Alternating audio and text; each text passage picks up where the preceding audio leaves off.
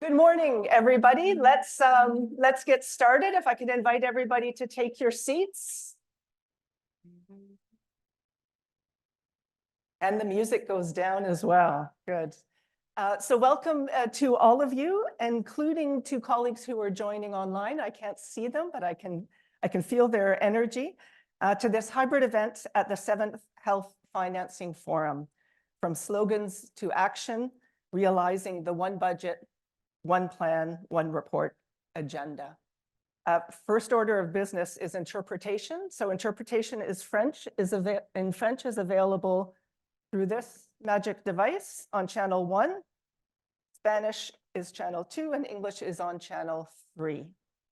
My name is Linda Mueller, and I've had the pleasure of working with some of you in my capacity as head of Secretariat for the Future of Global Health Initiatives process, which concluded in December with the publication of the Lusaka Agenda, and now as head of Secretariat of the Lusaka Agenda Working Group.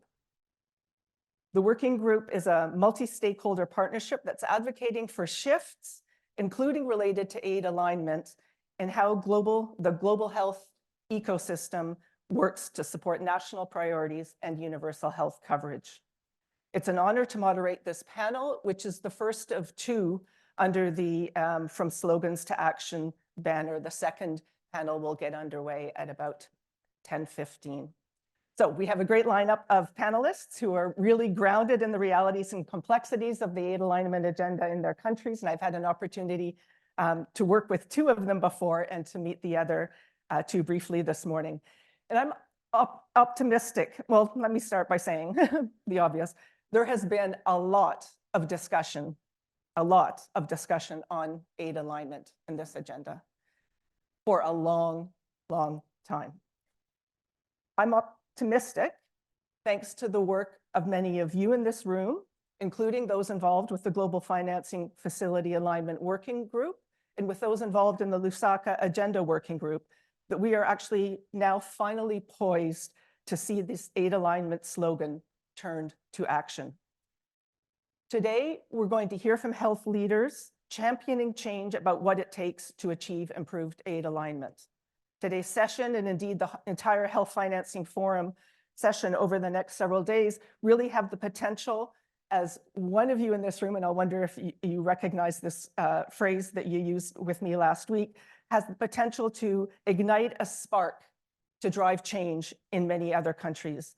That will require action from each of you to take this spark back home and turn it into a flame. Change will not happen on its own. Addressing the challenge of aid fragmentation requires strong commitment from governments and from development partners alike, as well as strengthened public financial management to make spending on health more efficient, equitable, and transparent. And here's some of what we all know, right? While many countries have made gains in women, children, and adolescent health, overlapping crises from climate change to conflict to the COVID-19 pandemic have set back the clock, with many countries now off track to meet the SDG targets. Even before these crises, however, governments and development partners have struggled to work together effectively and efficiently to maximize resources to meet country health needs. The economic downturn is impacting many low and middle income countries who are unable to increase or even maintain government spending for health. While some efforts are being made to ensure donor funds are aligned with national plans, budgets, and systems, aid remains highly fragmented and is often directed outside of country systems. Addressing these challenges requires strong political commitment from both governments and donors, and we're seeing signs of such commitment. Again, I hope I'm not being naive, but rather optimistic, including the recent AU decision to support an accountability mechanism within the AU architecture to ensure the effective implementation of the Lusaka Agenda, which includes a focus on aid alignment in Africa. The payoff will be increased efficiencies, strengthened impact, and a pathway to sustainable transition from aid to increased domestic spending on health. In 2021, GFF Partnership launched the Alignment Working Group with the objective of advancing the alignment agenda at country level and giving voice to partner countries around how external and domestic financiers can better align their support and technical assistance to country priorities and systems as a key enabler of delivering on the GFF's mission to improve women, children, and adolescents' health. Since then, Burkina Faso, Central African Republic, Ethiopia, and Rwanda have piloted a systemic approach to improving alignment in their countries. This has included significant coordination and dialogue between government and partners, diagnostics to understand bottlenecks, and development of alignment action plans. We're delighted to have representatives from 2 of these countries here today to speak to their experience to help to inspire others. And they will be joined by 2 others who are impressively moving from slogans to action in their countries. I'd like to invite our distinguished panelists to take their seat on the stage. So please join me in welcoming Honorable Dr. Mohamed Ali Pate, Coordinating Minister of Health and Social Welfare, Federal Republic of Nigeria. Honorable Dr. Robert Lucien Jean-Claude Karbougou, Minister of Health and Hygiene, Burkina Faso. His Excellency Adama Kamara, Minister of Employment and Social Protection, Republic of Côte d'Ivoire, who will sit right beside me. And Dr. Ruth Nigatu, Chief of Staff for the Federal Ministry of Health in Ethiopia. Please let's have a warm round of applause to welcome our panelists. So I've been given the unenviable task of trying to encourage you to limit your answers to the questions I'm going to pose to 4 to 5 minutes, so that we'll have time to hear from everyone. And I'll try to give you a small signal at about the 4-minute mark, so you know how the clock is ticking. I am going to start with you, Dr. Pate. I've had the pleasure of working with you many, many years ago when I was at WHO and you were Minister of State for Health in Nigeria. You have recently returned to your home country among very high expectations. What I would like to hear from you is, how are the reforms that you're leading in Nigeria enabling stronger alignment? Well, thank you. Thank you for having us to be part of the conversation on an important subject of aligning external resources with country priorities. For us in Nigeria, we have, of course, realized that for years we had underperformed in terms of health outcomes. We've had hyper-fragmented approaches. And what we decided to do is to take a bold step in terms of changing the direction of travel and to reduce the fragmentation, address the structural and systemic constraints that have limited our ability to improve population health outcomes. So in terms of the external funding landscape, we've got several actors well-intended, but we need to develop an approach whereby we bring them together around the North Star, the direction of what we're trying to do, improving population health outcomes, and to coordinate the domestic participants, not only the federal government, but also the subnational levels of government. So we signed a compact with the 36 states, federal government, as well as our development partners in terms of agreeing what are we trying to improve: child health, maternal health, adolescent health, reproductive health. How are we going to do it in terms of content, aligning the best evidence to inform what we do, to debate, and also to try to execute towards that, to have accountability mechanisms that will hold us across the different set of actors for the result that we're going to achieve. And that is codified in the compact. And to also engage our citizens in the way that we are not only prescribing solutions that are in ways abstract, but they're responding to the needs of our citizens and our communities, and with the role of the civil society also playing an important part in that.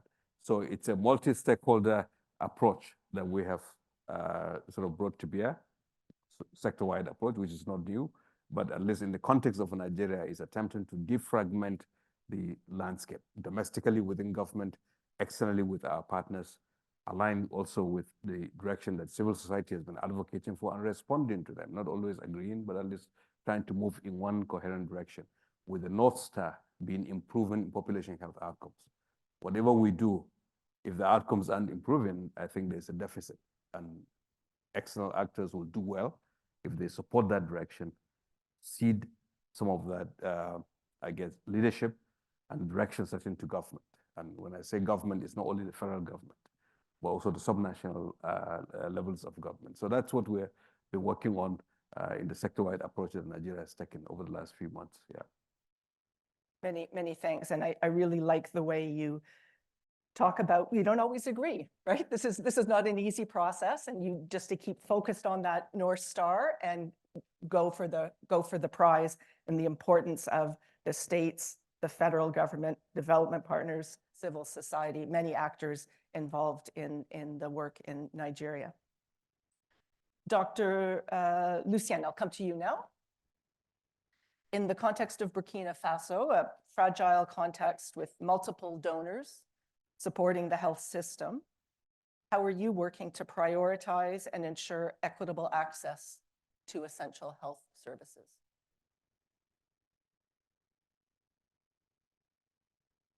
Alors, merci beaucoup. Je voudrais peut-être permettre à ceux qui ne parlent pas français de prendre peut-être 5 secondes pour s'équiper, parce que je vais parler en français.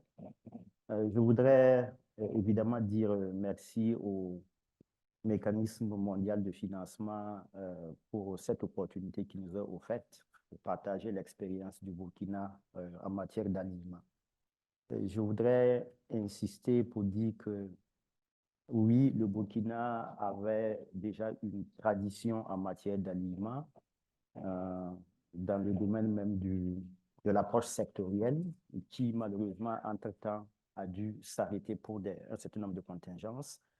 Mais avec l'adhésion du pays au mécanisme de financement mondial, au AHFF, en 2018, avec tout ce processus qui a conduit à l'élaboration d'un dossier d'investissement qui nous a permis de passer par un certain nombre d'étapes, comme la mise en place de la cartographie des ressources et des dépenses, à travers un dialogue extrêmement large avec l'ensemble des parties prenantes.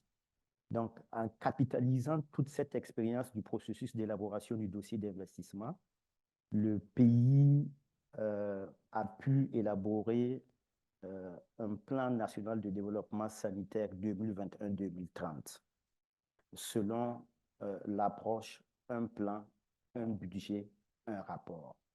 Et l'élaboration de ce plan, évidemment, se justifiait par le fait que les partenaires n'étaient pas totalement alignés sur les priorités du pays. Dans le meilleur des cas, on pouvait assister à un alignement intellectuel, si on peut parler comme ça, faisant en sorte qu'un partenaire s'arrange presque toujours à faire en sorte que ce qu'il veut mettre en œuvre coïncide un peu avec un certain nombre de problèmes qui ont été identifiés dans le pays. Mais ça, ce n'est pas la forme achevée de l'alignement que nous voulons. Nous voulons d'un alignement effectif.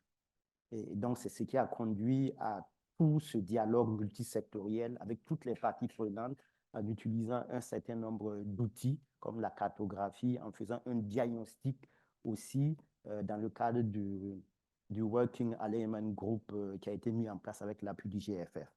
Et donc, tout ça nous a permis d'identifier de manière convenue avec toutes les parties prenantes quelles sont les priorités du pays et quelles sont les zones d'intervention qui sont prioritaires, tenant en compte évidemment la situation sécuritaire et humanitaire. Et alors, c'est tout ça qui nous a permis, dans le cadre de ce travail que nous avons avec le Working Alignment Group, de situer le Burkina à une échelle de 3,8 sur l'échelle de 1 à 5 que nous avons en matière d'alignement. Et ça, je voudrais dire que nous avons encore des gaps.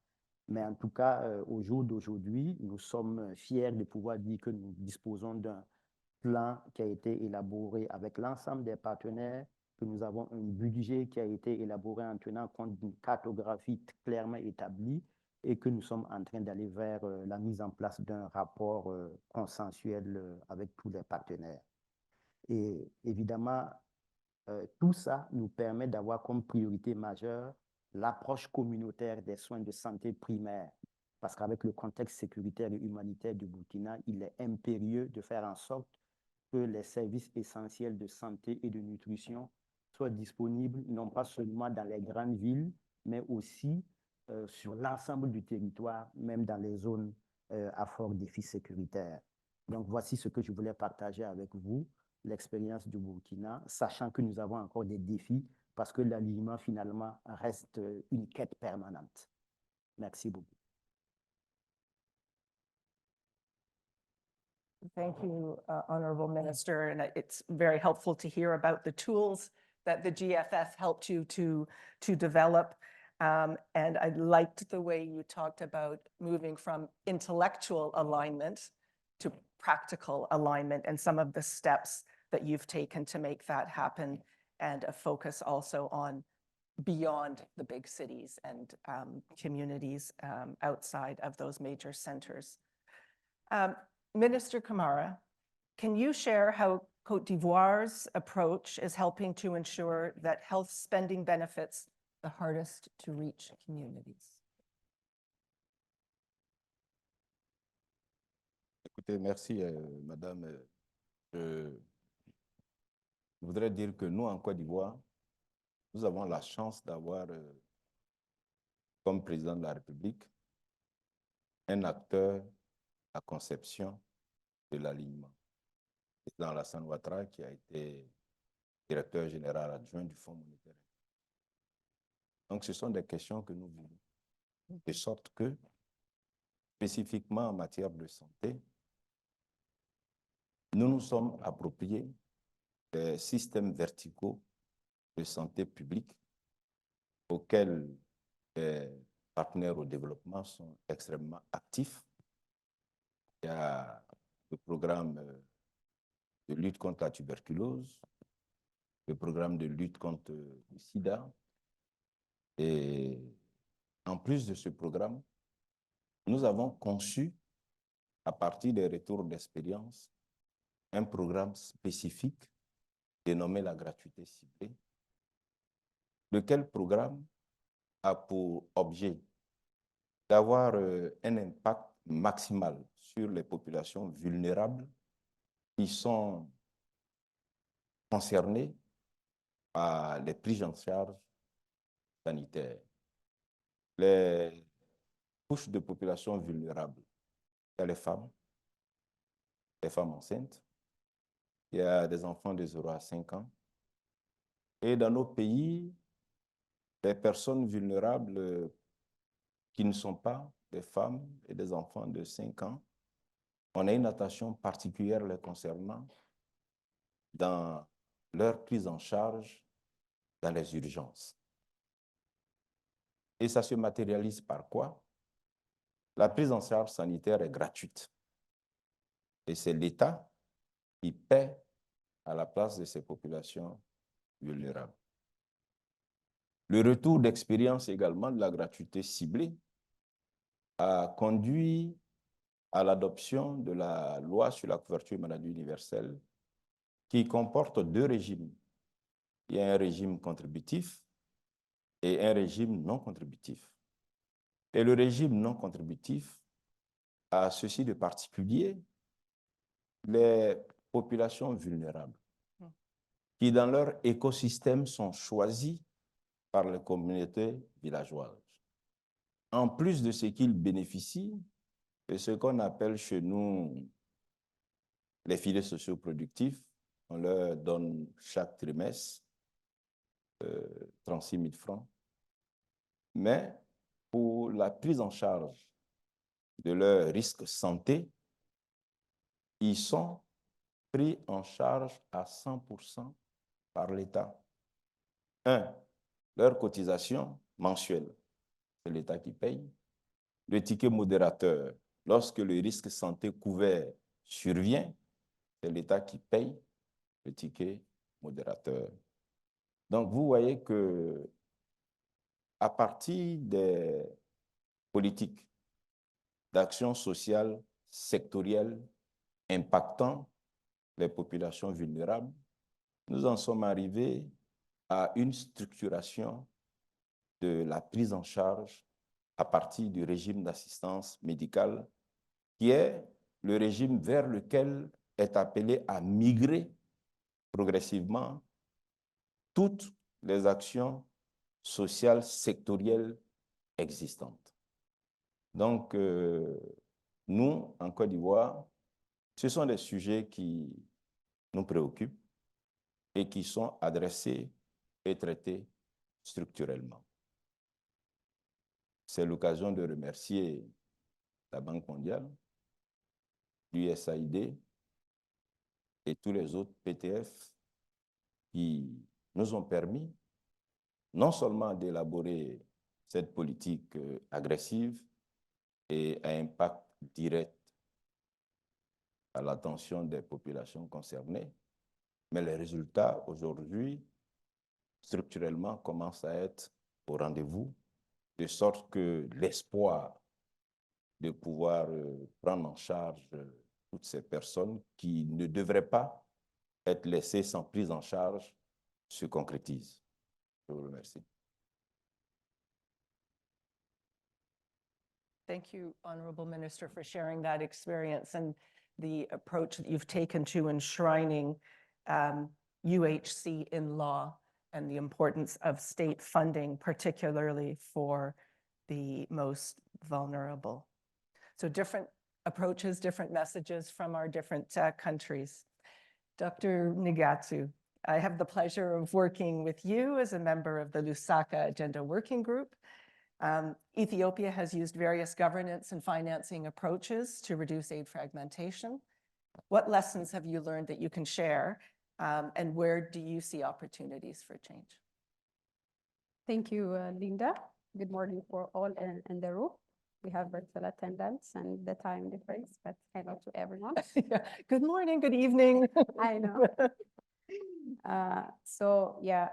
Thank you once again, and it's a pleasure for me to be here to share what we have done in terms of alignment as a country, as it is stated in the title, where we say like for this panel, where we say like from slogan to action. I'm glad to share the actions that Ethiopia has taken for implementing the alignment agenda after the discussion in the IHP and after Ethiopia being a signatory for the IHP Compact. We have done 2 reforms in the country, which has helped us to move forward in the agenda of alignment, one being developing the Health Harmonization Manual, which is a document that outlines the different steps that we need to do in terms of maintaining one plan, one budget, and one report in the country. And the other one is establishing the Sustainable Development Goal, which is the current name. By then it was Millennium Development Goal. And this is a pooled fund mechanism where we have been able to mobilize resources from multilateral and multilateral and bilateral countries to contribute towards to finance the health strategic plan that we have as a country. Just to say a few words on what we mean by one plan in this document and the implementation.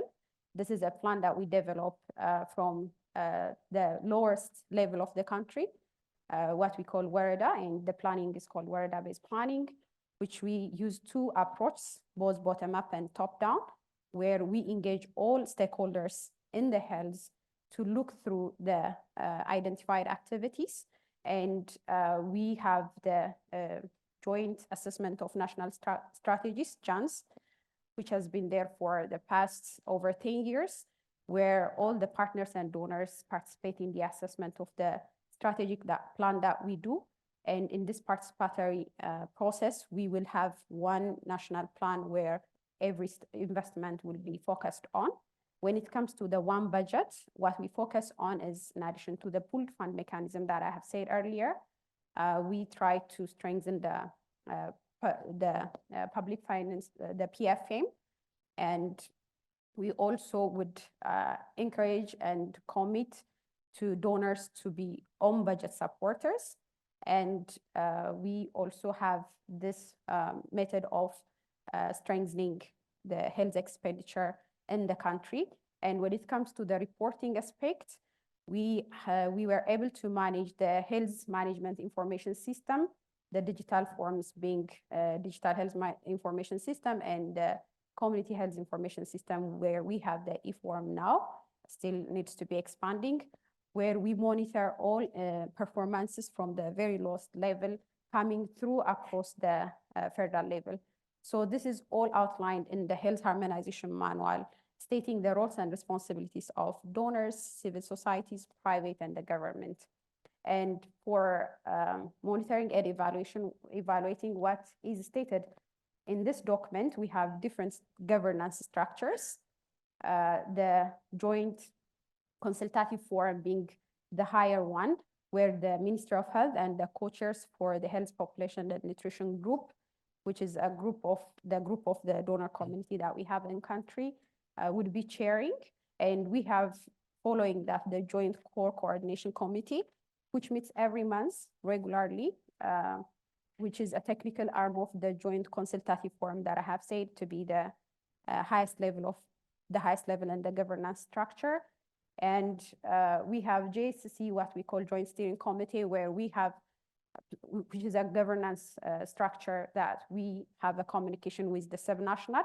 And we have been doing over 2 decades annual review meeting where we evaluate the plan and the execution of the yearly plan together with all partners, donors, civil society, and private sector. So this has been a governance structure that has helped us to really implement what we have outlined in the Health Harmonization Manual.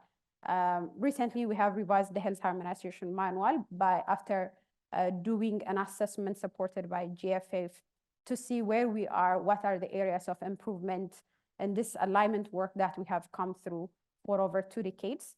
And we are now naming it Health Harmonization and Alignment Guideline, because we want alignment to be at the core of the document as well. And in that, we have identified a few areas of improvement. One is the regularity of the governance structures that we are doing. The other is like the engagement of CSOs and private sector. It has to be strengthened. The other is like the subnational implementation of this guideline has a lot to be worked on.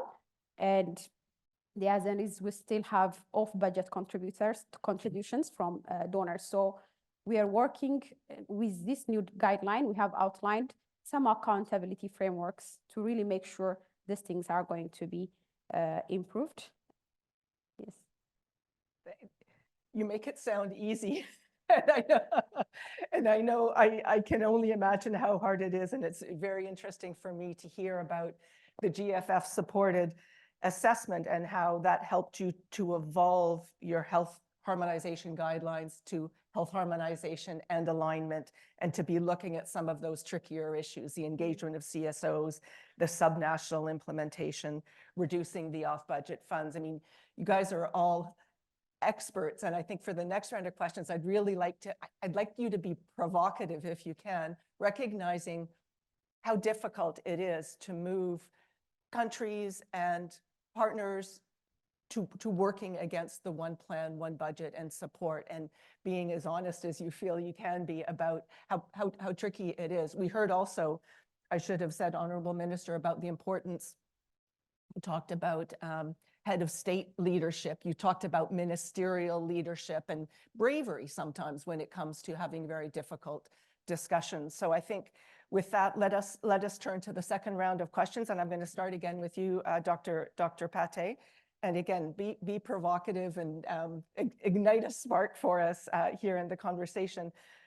One thing that we all know is that there are power imbalances in global health, and that maybe post the COVID pandemic, those are starting to shift. I'm interested in your reflections in what you're seeing in shifting of power dynamics between countries and global health initiatives and development partners. Thank you. I think just back on the subject of alignment. Alignment is a means to an end. It's not the end itself. And the end is to improve population health outcomes. But that requires us to change the way we behave. And coming to the question of the shifting power dynamics, there is a way that folks have operated for years, institutions domestically, but also externally. To align requires us to change those dynamics. And for us in Nigeria, for instance, we've got a legal framework, but we also now have a compact between the federal government and states so that we are rowing in the same direction. That requires us to behave differently as the federal government, but also requires the states to also behave differently, and together we move in the direction. The same thing with the civil society.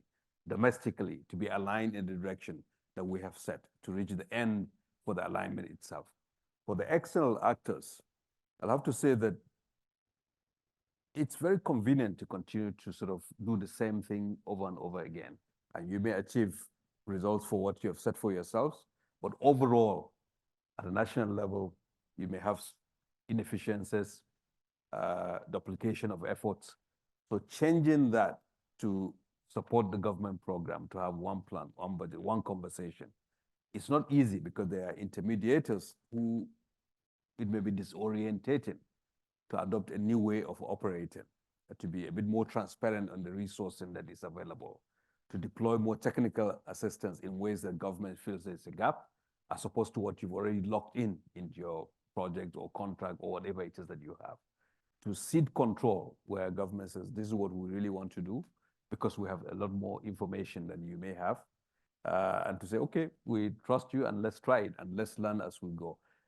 It takes away the control also, because I think when you align behind, you're respecting the government and you lose a little bit of the control.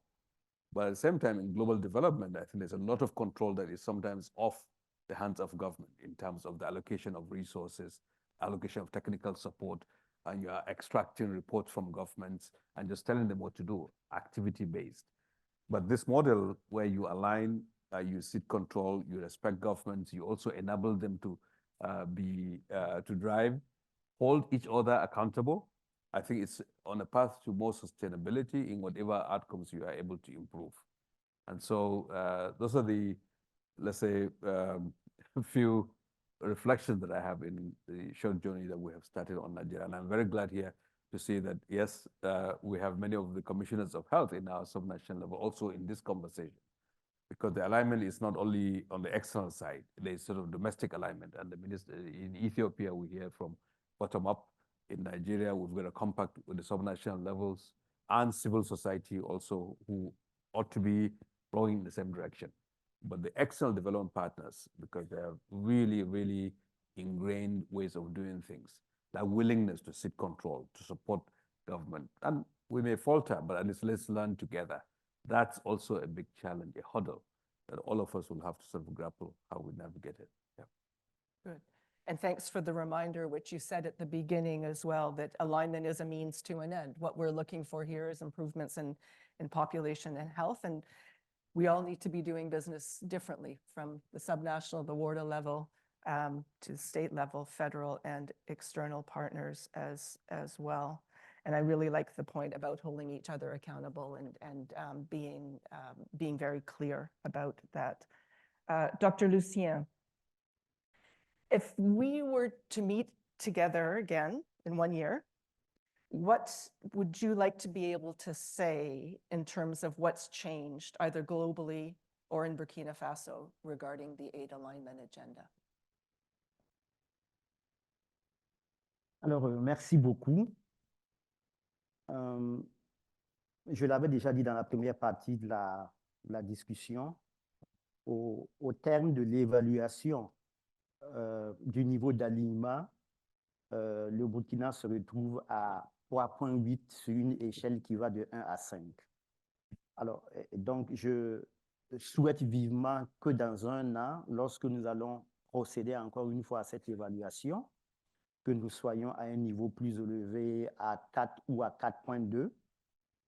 Mais comme je l'ai dit aussi, le plus important pour nous, ce n'est pas l'alignement intellectuel théorique, mais c'est véritablement l'alignement concret, effectif.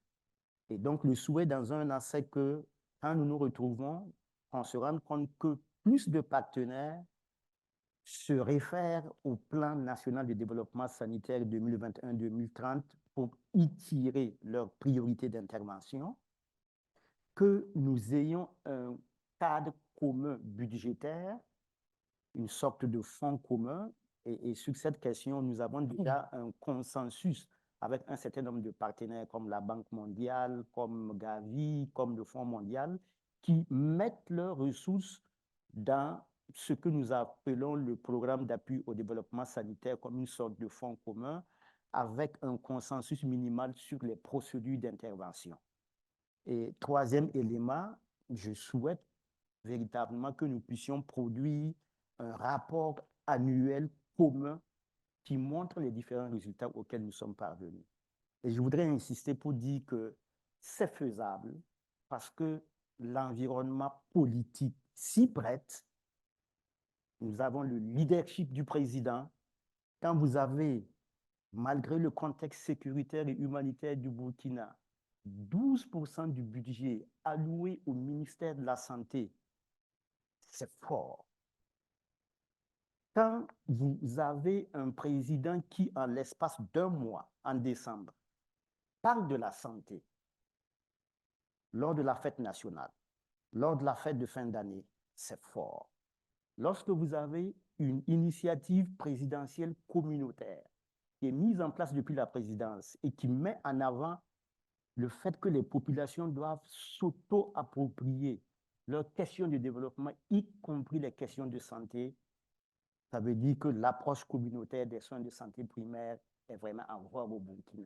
Donc, le contexte politique s'y prête et je voudrais véritablement lancer du haut de cette tribune un appel vibrant à l'ensemble des partenaires techniques et financiers de continuer à investir massivement au Burkina.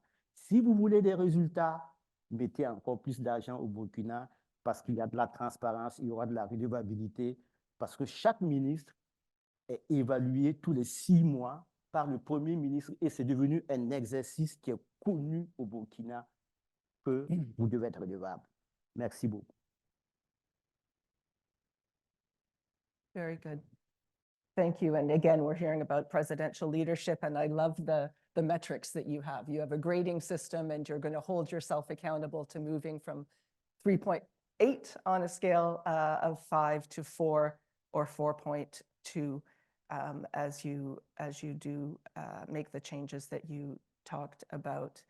The next question then is for Excellency Kamara. Same question for you, actually. If we were here in a year, what would you like to see being different either in your country or globally when it comes to the aid alignment agenda? Merci, Madame. La particularité de mon pays, c'est que depuis quasiment une décennie, notre pays connaît une croissance continue, soutenue, de plus de 7%.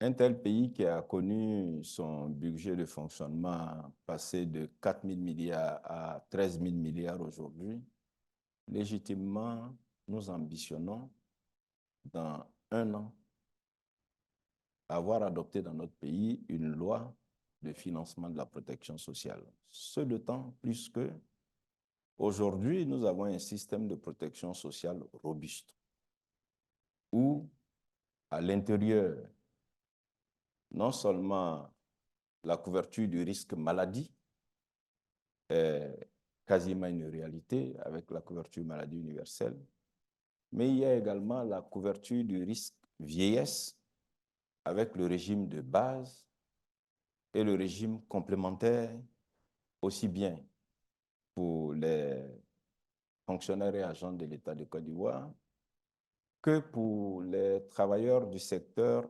informel avec le régime social des travailleurs indépendants qui a l'avantage de combiner à la fois le régime de base et le régime complémentaire par capitalisation. Dans un tel contexte, légitimement, nous devrons pouvoir compter sur les ressources internes souveraines que génèrent ces instruments de protection sociale. Vous n'êtes pas sans ignorer que dans un pays, les sources de collecte de ressources domestiques sont de 2 ordres. 1, vous avez les ressources qui proviennent de la fiscalité et des recettes douanières et autres taxes. Mais vous avez la manne importante que constituent les cotisations sociales. La mobilisation de ces ressources domestiques de long terme doit pouvoir nous permettre de financer aussi bien notre développement que le secteur de la santé qui, en Côte d'Ivoire, est érigé en priorité nationale. Deuxième chose que nous voulons voir se réaliser, si nous nous rencontrons dans 2 ans, c'est la consolidation du régime d'assistance médicale. Vous savez, on a souvent l'habitude de dire que l'Afrique est le continent de la solidarité. Mais le régime de couverture maladie universelle, c'est la structuration par excellence de la solidarité. Parce que c'est un régime où le riche, le pauvre cotise, le malade, le non-malade cotise, le travailleur, le non-travailleur cotise, puisqu'ils ont la possibilité d'avoir une complémentaire pour les plus riches, de pouvoir se faire soigner ailleurs, mais au nom de la solidarité, la cagnotte commune permet de faire face à la survenance du risque maladie. La couverture maladie universelle chez nous a l'avantage d'avoir adopté un système d'identification biométrique qui est le système anti-fraude contre l'équilibre financier des caisses d'assurance maladie.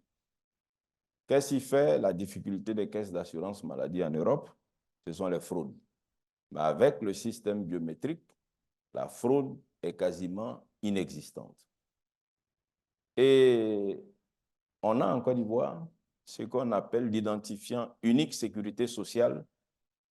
Dès que vous êtes enrôlé à la couverture maladie universelle, votre enrôlement génère de façon aléatoire à votre profit un identifiant unique.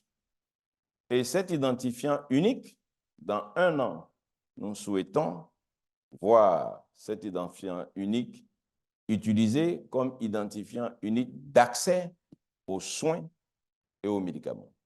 Parce que la finalité de la couverture du risque maladie, c'est de pouvoir avoir une jouissance paisible des soins et des médicaments.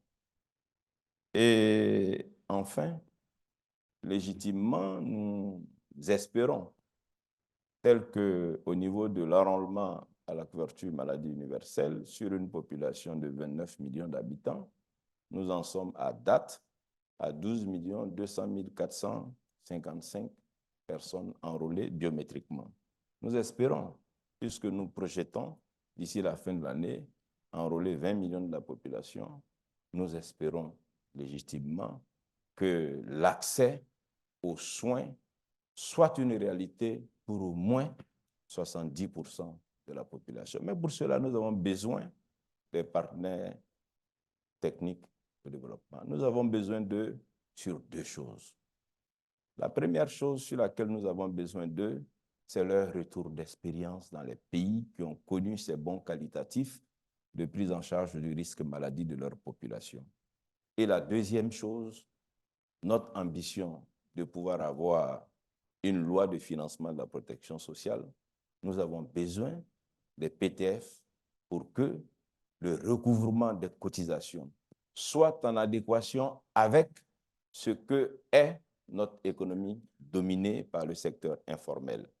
Faire en sorte que ce secteur qui, de mon opinion, n'est qu'informel virtuellement, ce d'autant plus que chacun des acteurs de cette économie informelle-là est connu d'une de nos administrations.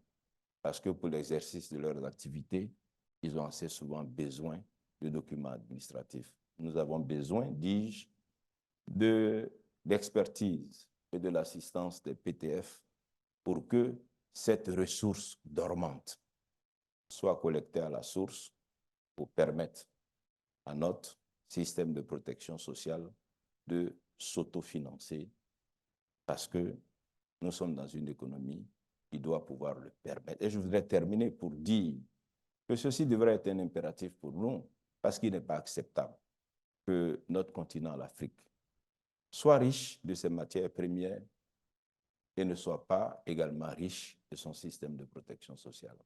C'est un impératif que nous devons tous poursuivre et réaliser pour le bonheur de nos populations. Merci. Here, here. We don't want to be measuring the wealth of our of our countries based on the resources, but on the social protection that we're offering to our citizens. Nicely concluded there. Ruth, I'm going to come to you with the second question, and I actually see we have a little bit of extra time, so we've all kept to time. So I'm looking to Cicely for some guidance. Either we could go to some questions that are coming in from colleagues online and invite responses from ministers, or I could pose an additional question to them, up to me. I think let's take some from online. I think it would be interesting to hear what our colleagues online are thinking about. So Dr. Nagatu, last question to you then. Based on your experience in Ethiopia, what messages do you have for other countries? Because part of what I know is that there are countries represented in this room who have not advanced as far as the 4 countries represented on this panel in terms of aligning partners to one plan, one budget, one report. So based on your experience, what are the magic messages that you have for other countries and for development partners who want to drive the agenda forward in their countries? Thank you, Linda. So thank you, Linda. So I would be very specific in addressing this question, and it's almost related to what I have said in the first question, because those are the things that have helped us to move forward. Of course, I understand context matters. So considering the enabling environment in each of the countries, it's good to have a guiding document, which I've said for us is a health harmonization and alignment guideline. But it should not be just a document developed by the government side, but if countries can come up with kind of a document where they would outline the roles and responsibilities of government, development partners, private sector, and CSOs in terms of their contribution to the alignment agenda, that would be a starting point. I'm not listing all the points that I'm going to mention are not the exhaustive lists to move alignment agenda forward, but they could be a very critical point to start on. So having such a document is a very critical element which worked for Ethiopia. And the second one is like, it's good if countries can have a pooled mechanism of funding. So that definitely would help minimize fragmentations, and the investment can be directed to country priorities. Coming back to the alignment document that I have spoken of, just taking from the lessons that we have faced as a challenge, including subnational arrangements in the document is very critical. So for us, it has worked well, especially at the federal level. But when it comes to the subnational level, it was a bit of a challenge, where we have now as the opportunity of revising our guideline to include what subnational arrangement looks like. And from the lessons we have in the past few years, one thing that we are including in the revision process that we are in now is how can we monitor and evaluate the steps that are needed to be taken for a better alignment action plans. So we are saying establishing the governance structures, revitalizing them, and making sure a follow-up is done in this governance structures is very critical. But this all can be just paper and activities unless we really have a commitment in the leadership. Because for us, there was a consistent commitment from the health ministers, starting from the very beginning of signing the compact to the implementation of strategic plans in the process that I have outlined in the first question, where we have health sector development plan, which ran for 5 years, 4 cycles, and then we had the health sector transformation plan, and now we have the health sector development and investment plan. And all these plans, they follow the same procedure that I have said, including all the relevant stakeholders, where every investment can go through because everyone was participating.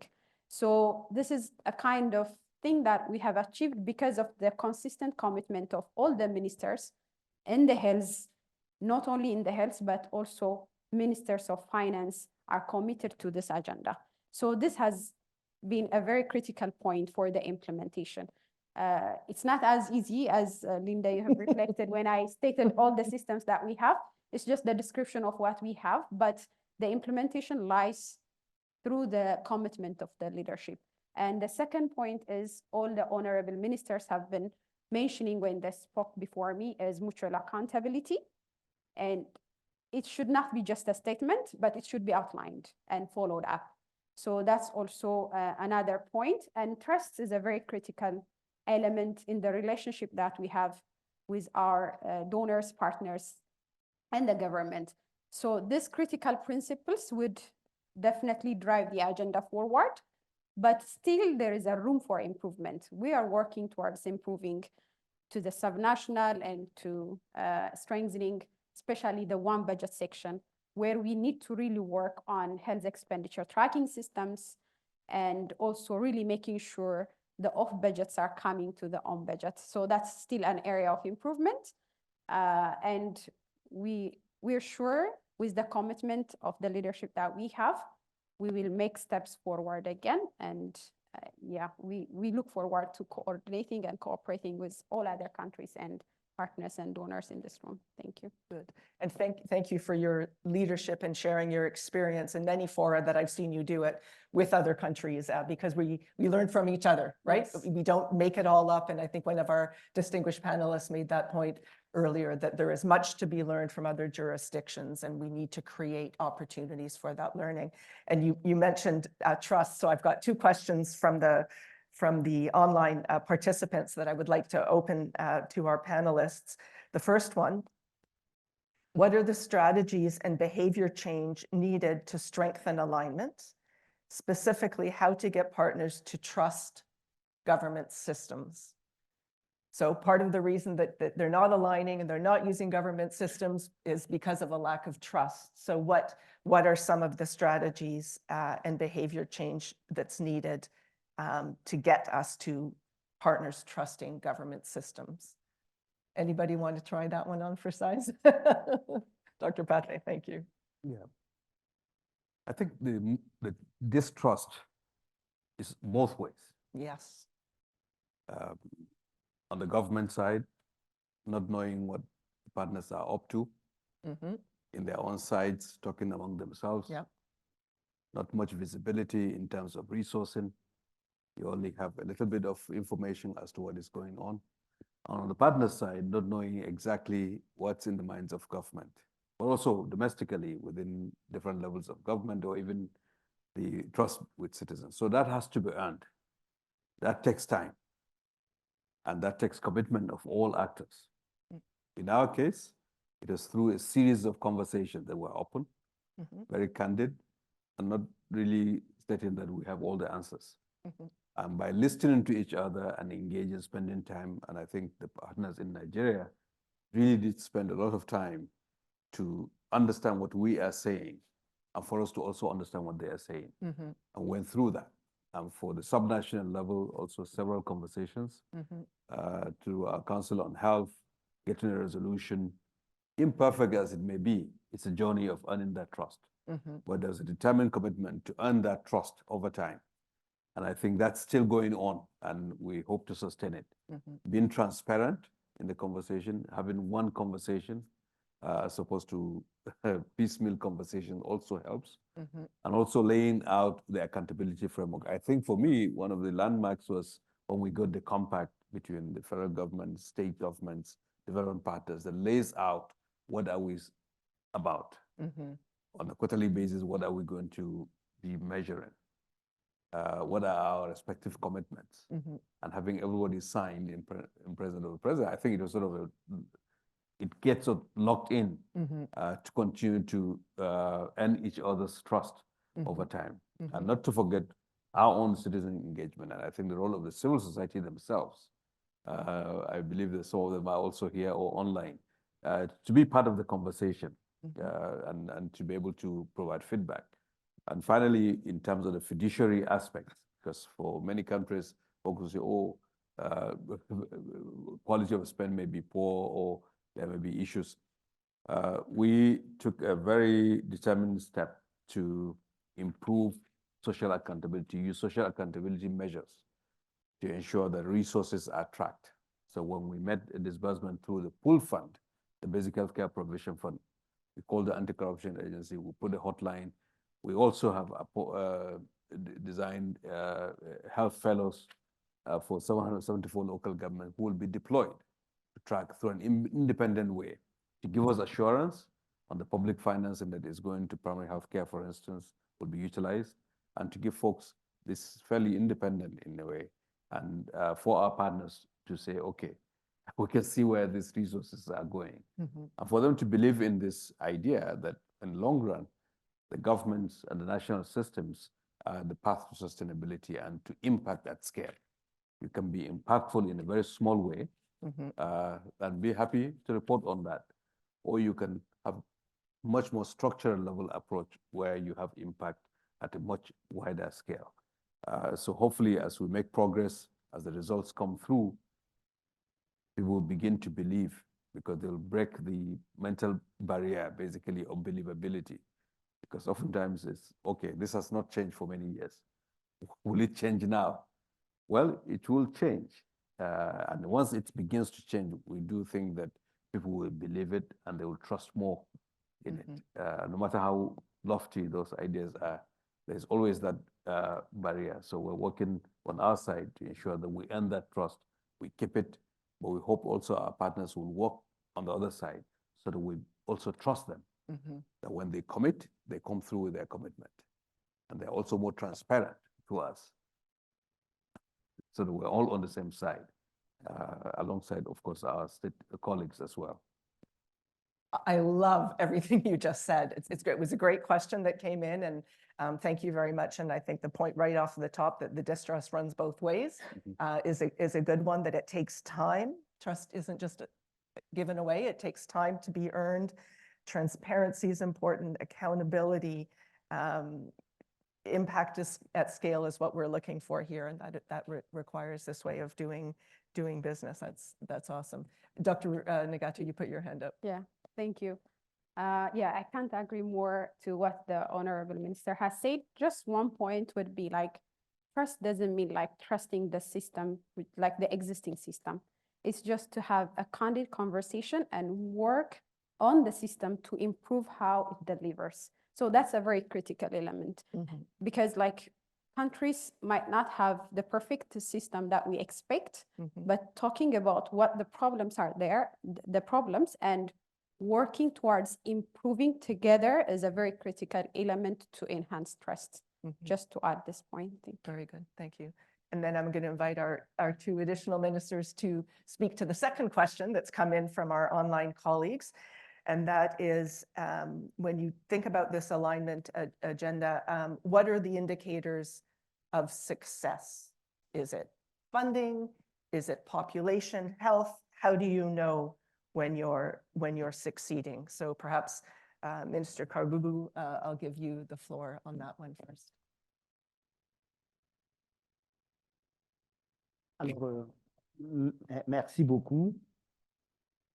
C'est évidemment dans tout ce qu'on fait, que ce soit l'aliment ou pas, le plus important, c'est quels sont les résultats auxquels on aboutit. Est-ce que les indicateurs, les grands indicateurs de santé s'améliorent? Donc ça, c'est extrêmement important.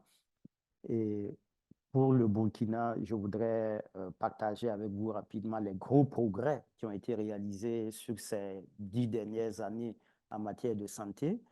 Nous sommes rendus à un taux de mortalité maternelle qui est en dessous de 200 décès pour 100 000 naissances vivantes.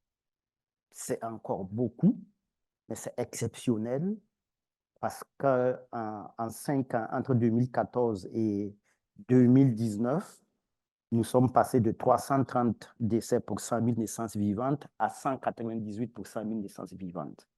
Donc, c'est un progrès qui est exceptionnel. Pour la mortalité des enfants de moins de 5 ans, nous sommes passés de 84 pour 1000 décès à un peu moins de 50 pour 1000 décès. Donc, là aussi, c'est exceptionnel. Donc, c'est véritablement dit que tout ce qu'on fait en matière de santé, au-delà de l'alignement, à la fin de la journée, vous êtes évalué sur ces gros indicateurs. Mais je voudrais insister aussi pour dire que, évidemment, avant d'atteindre ça, les processus sont importants. Et j'insiste encore une fois, c'est important que les partenaires techniques et financiers s'alignent sur les priorités convenues au niveau pays. C'est important que les partenaires techniques et financiers fassent confiance au gouvernement. Évidemment, ça demande que le gouvernement fasse preuve de plus de transparence, de plus de redevabilité, de plus de bonne gouvernance, mais il est important qu'en matière de gestion financière, on puisse aussi accepter que les procédures du gouvernement doivent être utilisées. Donc, voici des indicateurs comme ça qu'on pourrait mettre sur la table, mais en ayant à l'esprit que tout ça, à la fin de la journée, c'est des indicateurs, voilà, en rapport avec la santé des populations, notamment des femmes et des enfants, qui nous permettent de dire si on est sur la bonne voie ou pas. Et encore une fois, le Burkina est sur la bonne voie. Ses résultats sont menacés par la situation sécuritaire et humanitaire, mais encore une fois, la volonté politique, le leadership de faire en sorte que les choses soient plus transparentes, plus vertueuses, existent. Et donc, chers partenaires techniques et financiers, encore une fois, si vous voulez que votre argent fasse du résultat, investissez-le encore au Burkina. Merci beaucoup. That's a great advertisement for your for your country. And I mean, really, congratulations on the improvements in your maternal and under 5 mortality. Very, very impressive stats that you have shared with us. Let me also ask you, Honorable Minister Kamara, the same question then, and then after this, we'll conclude. For you in Côte d'Ivoire, what are the indicators of success, funding, population health, something else altogether, please? Écoutez, vous savez, je disais, la Côte d'Ivoire, c'est la Côte d'Ivoire. Depuis 10 ans, nous volons de succès en succès. Au niveau de la santé, je peux vous dire qu'en 2011, à l'accession du président de la République à la magistrature suprême, l'accès aux soins était quasiment illusoire. Et pour y remédier, il a fallu mettre en place des mécanismes qui permettent à toutes les populations.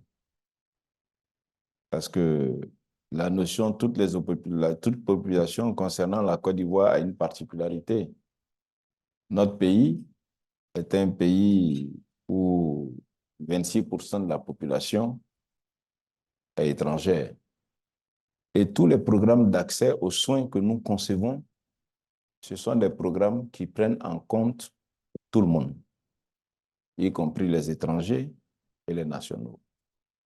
Donc, on a eu de vastes programmes de réhabilitation des établissements sanitaires de premier contact, qui sont des établissements sanitaires dont la particularité est qu'ils sont où les populations sont.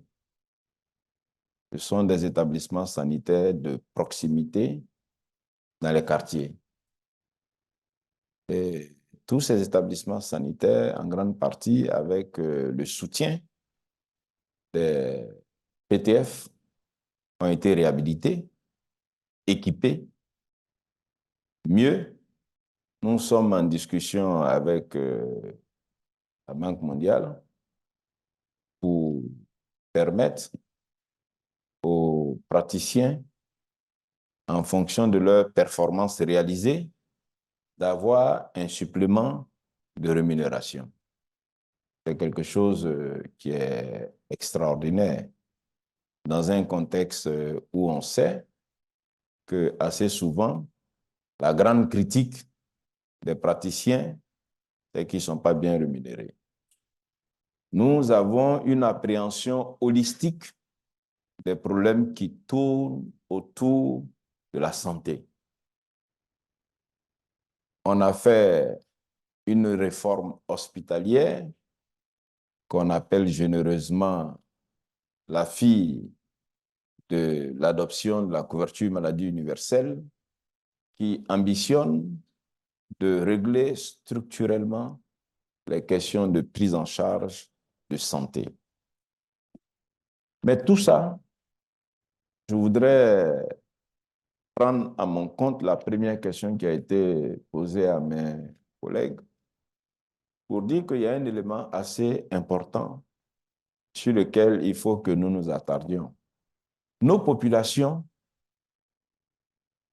ne comprennent pas toujours les notions d'alignement, les notions d'aide au développement.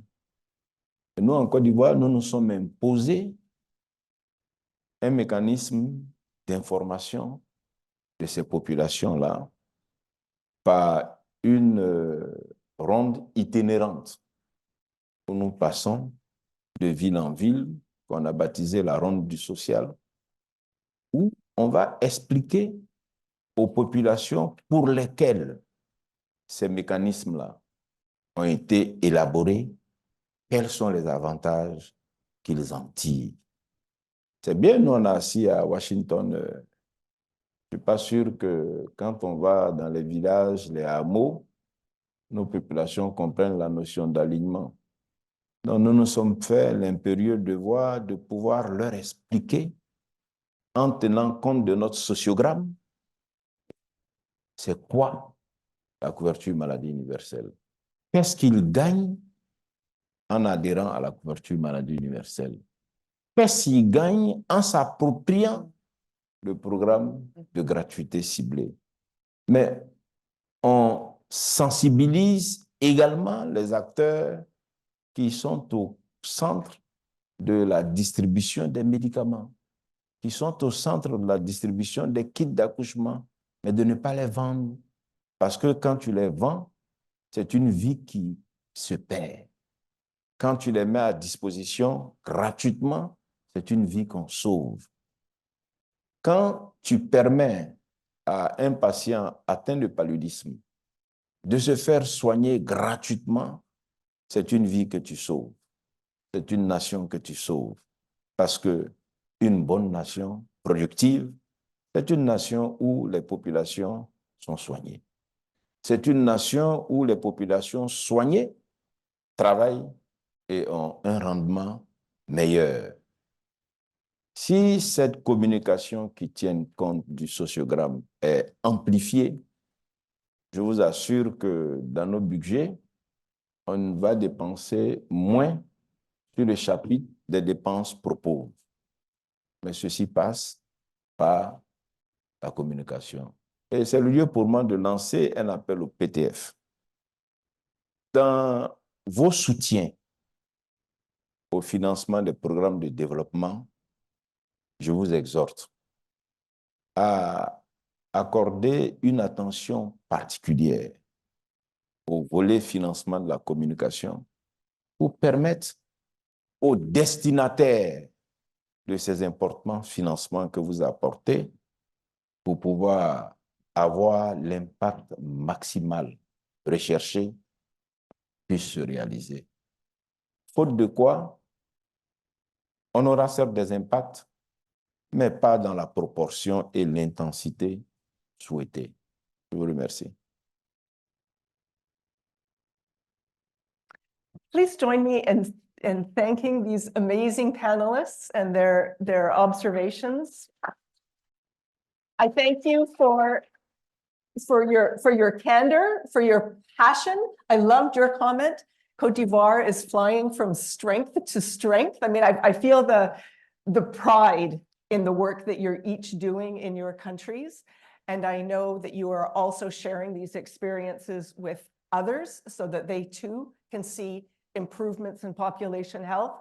The big reinforcement over and over, alignment is not an end in itself. It's about, it's a means to an end.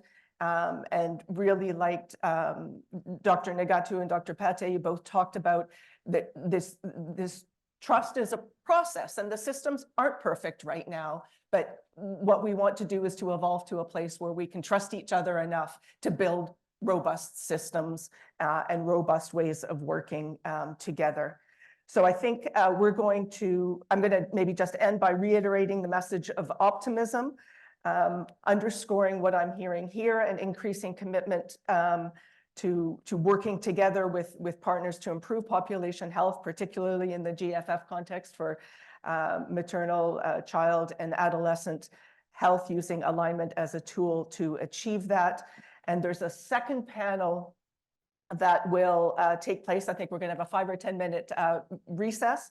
And it's the next panel discussion where country practitioners and technical experts will share their experiences in implementing levers of change to improve alignment. They'll discuss key success factors, challenges, and future direction. So we'll reconvene with the next panel in 5 minutes. Thank you to you all. So thank you again. Hi, everyone. Thank you for sticking with us for the second session. My name is Samantha Diamond. We're going to go ahead and get started. I'll be moderating this panel where we're going to get into the actual implementation of the One Plan, One Budget, One Report agenda. So I'm joined by a panel of experts I want to quickly introduce. We have, sitting all the way down on my right, Dr. Elizabeth Wangia from Kenya's Ministry of Health. Dr. Wangia is the Director for Health Financing at the State Department for Medical Services in the ministry. She has spearheaded health financing reforms, including recent legislature that will increase health insurance coverage, provide health facility autonomy, and provide a comprehensive and progressive health benefits package for UHC.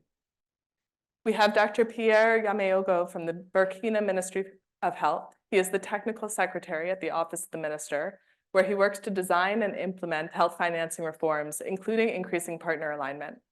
Since 2016, he has also served as the National Coordinator for designing and implementing the National Policy of Free Care for Women and Children under 5. Fiva Samad is a health economist with the GFF and the World Bank. Before joining the GFF, she worked as a senior health systems specialist at the Global Fund. She has also held various roles in the government of Afghanistan, including as Deputy Minister of Health and Special Aide to the President of Afghanistan on healthcare reform. Cheryl Cashin is a PhD health economist who has been working for more than 25 years on improving knowledge and practice to better leverage health financing in UHC. She is a managing director at Results for Development, where she leads strategic program areas and contributes to building new models of support to address complex health systems issues. She has been engaged as a health financing expert by global technical partners such as the World Bank, WHO, the Global Fund, and the OECD. And Moritz Piate is a senior economist at the World Bank. He is currently working in the HNP Global Engagement Unit, leading the PFM workstream in health financing. Prior to joining the World Bank, he worked as an advisor in the Ministry of Health in Zanzibar, Tanzania. And again, I'm Samantha Diamond. I'm a senior director for health financing at the Clinton Health Access Initiative. CHAI has advisors working in ministries of health, finance, and government insurance agencies on health financing systems and reforms, including on this agenda of aid alignment, where we work together with partners, including the GFF. So with that, I wanted to quickly introduce our session. I hope it's clear from the previous discussions this morning that governments are committed to aid alignment. This has never been more important. As we're talking about this week at the AHFF, there is a pressure to do a lot more with less. For many governments, this commitment to aid alignment is summarized as one plan, one budget, one report reforms. But as we heard this morning, this means very different things in different countries. So what are we talking about today? I think Dr. Roos said it well in the earlier panel. We're thinking about how funding is going to different priorities. So in other words, thinking about the what is being funded, thinking about alignment behind government priorities and government plans. But then we're also thinking about how external funds flow through government financing systems. And finally, alignment on performance and the use of government data systems. Now, we've been talking about aid alignment for a very long time, including at these sessions year after year. And yet, I think there has been very little progress in increasing the use of government financing and management systems. And this agenda is set back by discussions that overgeneralize or use vague rhetoric to talk about aid as either on or off budget. We want to get more nuanced. We know from experience that funders who are unable to fund through government systems can still strengthen those systems. And we know that funders that are able to fund through government systems need to be careful not to further fragment systems by setting up new schemes, for example. So this indicates a need to assess where we are, think in a more nuanced way, think about entry points for aid alignment that may be different across different countries, and perhaps a phased approach as well. Regardless of the modality that we're going to be discussing, I want to emphasize, and we heard it from our panelists, including Dr. Ruth, who's sitting in front of me today, there is a need to invest in government public financial management systems. There's no getting away from that. And I want to emphasize as well that while we've had this discussion before, there is optimism in the room. There is increased momentum now from both governments and from partners. And we're hoping that this panel will start to get into how to target that support to overcome some of the political and technical challenges that we face. And I think we have the right group to do it. So with that, let's go ahead and get started. And I'll start with Dr. Wangia. I know you may have to depart in a few minutes for a competing panel. So maybe let's start by thinking about the end goal around sustainability and aid effectiveness. If you could speak a little bit to what aid alignment models are working for the government of Kenya and setting you up well for sustainability and transition, and also be honest about what's not working as well. Okay, thank you so much, Samantha, for giving me the opportunity to speak on this critical topic. I would like to start by saying that as a country, Kenya, we have what you call a partnership framework, which brings all the partners together within health. We have all partners mapped. We have a body called the Development Partners for Health in Kenya, whom we work very closely with. And within the partnership framework, there are clear structures in which we engage between government and the partners. Kenya also has a devolved system of government. So within that partnership framework, it also outlines how the two levels of government, which is the national government and the subnational government, what you call counties, work together. I would like to say that this process has not been very perfect, but it's working in one way or the other. And within this partnership framework and partnership engagements, we are able to outline the priorities of the government and also which will enable the partners to actually align their investments within the government. As it is currently, we have most of the time following elections, we have, I would say, new priorities, of course, in alignment with the existing documents. So 2 years ago, with the new government, we got to have close to, let me say, 5 priorities in health. And one of those priorities is around digitization, just seeing how, as a sector, we can prioritize the whole aspect of digitization. And this has been communicated widely to the partners, and they are actually in alignment with that. The other priority is around primary healthcare, human resource for health. Health financing is actually a priority, and issues around health products and technology. When you look at health financing, and generally when you look at the legal and policy framework of the country, the partners are usually quite involved when it comes to development of policies and also legislatures. Currently, we have the UHC policy, which was developed in, of course, close collaboration with the partners. Health financing strategy. Recently, the president enacted the Social Health Insurance Act and Facility Improvement Financing Act. And all this was in collaboration. And the expectation is that the partners will also align with that. In terms of sustainability, discussions around development of the donor transition plan are in high gear. And of course, noticing that as a country, we moved from a lower income country to lower middle income country. That means when it comes to external aid, most of external aids are being converted from grants to loans. And therefore, of course, this will have an impact on our fiscal space. With that, of course, we have to really see what innovations can we put in place to continue sustaining the health system. In terms of the partners who are captured within the budgets. There are quite a number of partners who are actually within, who are, or I would say, what we call on-budget partners, though not all of them. But we have seen even for some that have not been on budget, they have still done their prioritization and everything in collaboration with the ministry, so that by the time they're coming up with priorities, they are well aligned with our government priorities. One positive thing also that happens in Kenya is that we have, we are data rich. Yeah, we are data rich, though quite a number of the systems are not interoperable. So as part of the digitization agenda is around seeing how can all these systems be interoperable so that we all have one way of monitoring, you know, either the financial or non-financial aspects. And finally, I would really like to touch also on one aspect that Kenya was one of the countries in Africa that signed into what we call the Africa Leadership. There was this Africa Leadership meeting where we actually committed, the heads of states committed to having one plan, one budget, and one monitoring system. So we are still working around that. We are not yet there yet, but of course, efforts have been put around that too. Thank you.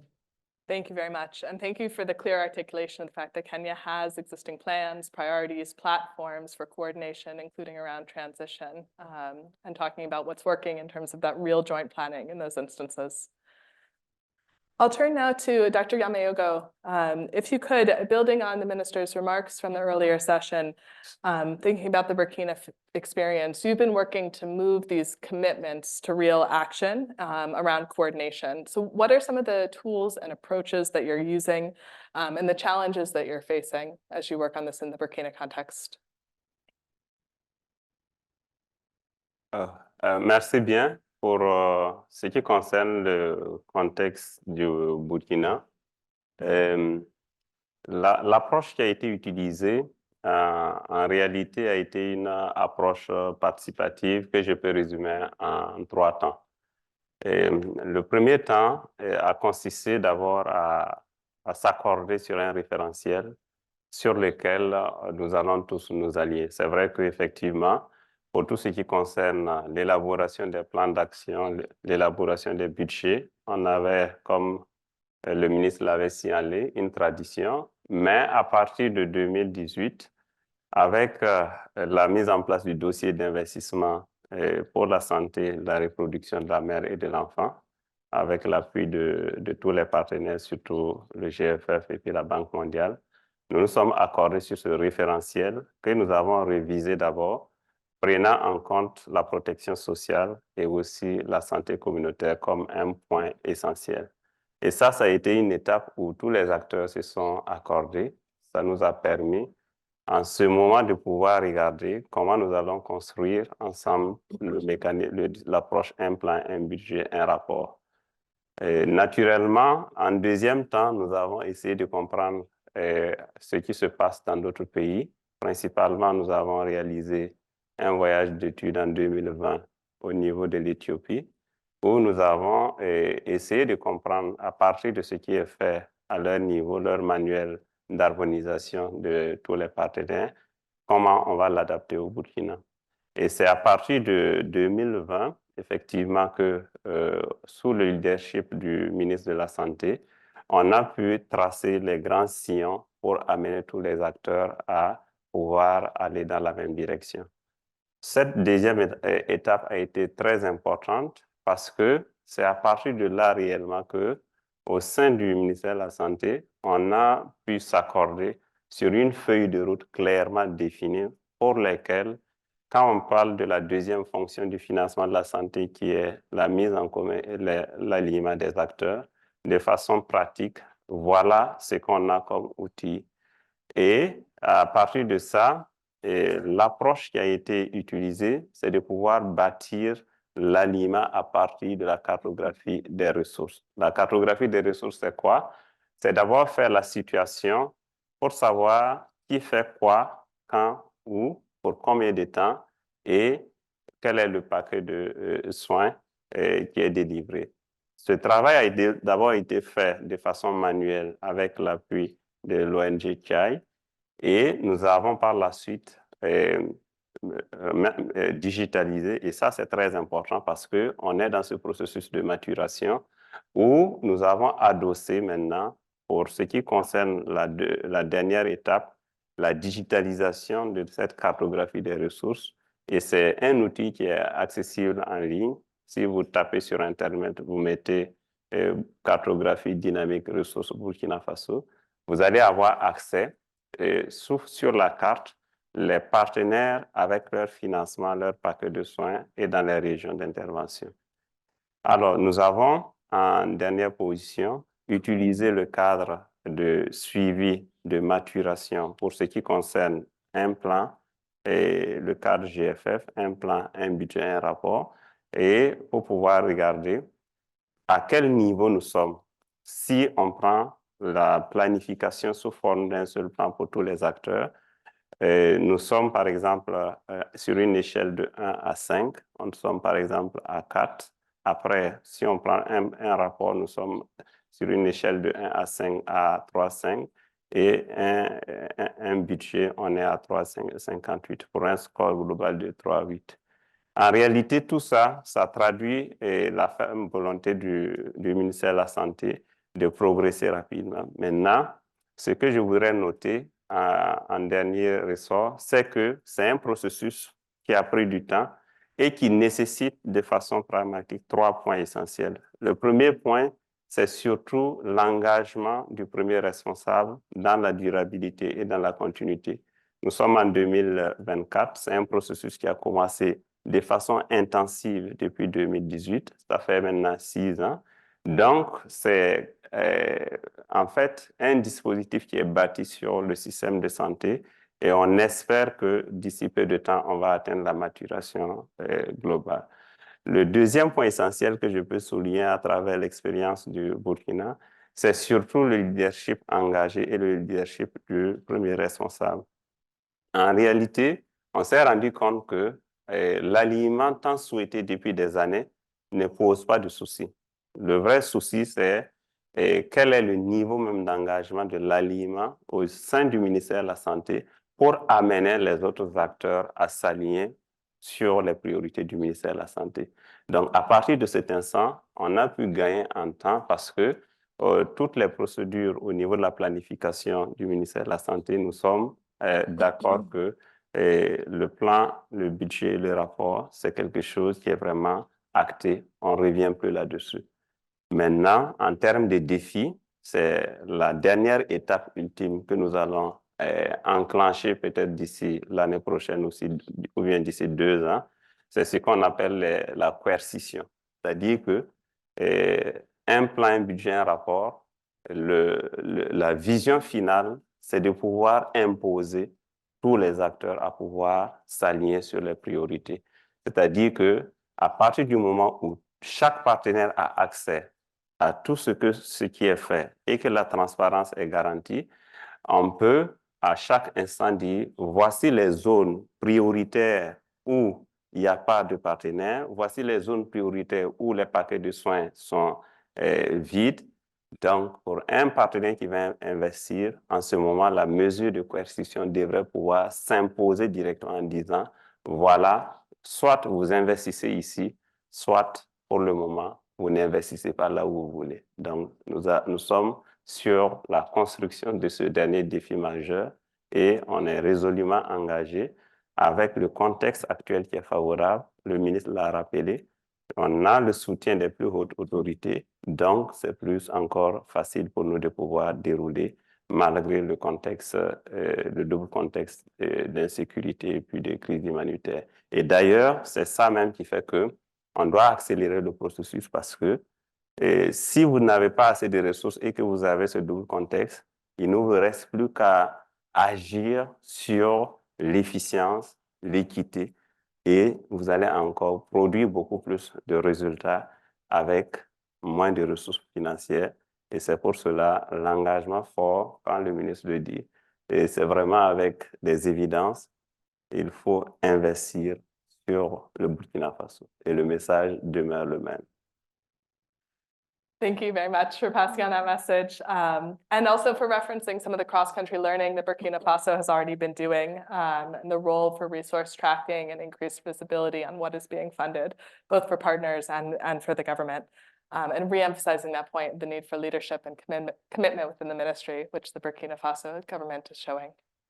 I want to turn now to our speaker, Diva. If you could speak a little bit to the importance, so you've heard a little on the importance of coordinating funds around government plans and priorities. For governments that are taking those next steps to move towards use of country financing systems, can you speak a little bit to lessons learned from other country experience? Yeah, thank you very much. Before I speak to the how of financing, I just want to emphasize on a few points that were mentioned this morning, but also by the previous panelists. It's the importance around aligning on national plans.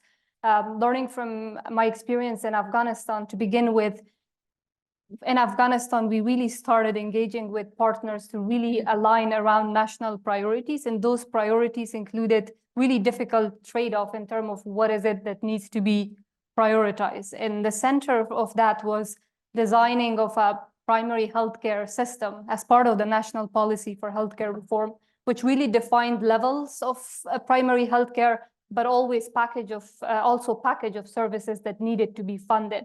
So these were really well defined at all levels of system and harmonized, including enablers of systems that would help us implement this policy. And it became easier for donors to align around these priorities. Initially, there were discussions if we should really follow a thematic coordination approach or a geographic coordination approach, but we learned that it was expensive to do that, and we could do a lot of efficiency gains by pooling different donor financing and channeling it through government systems.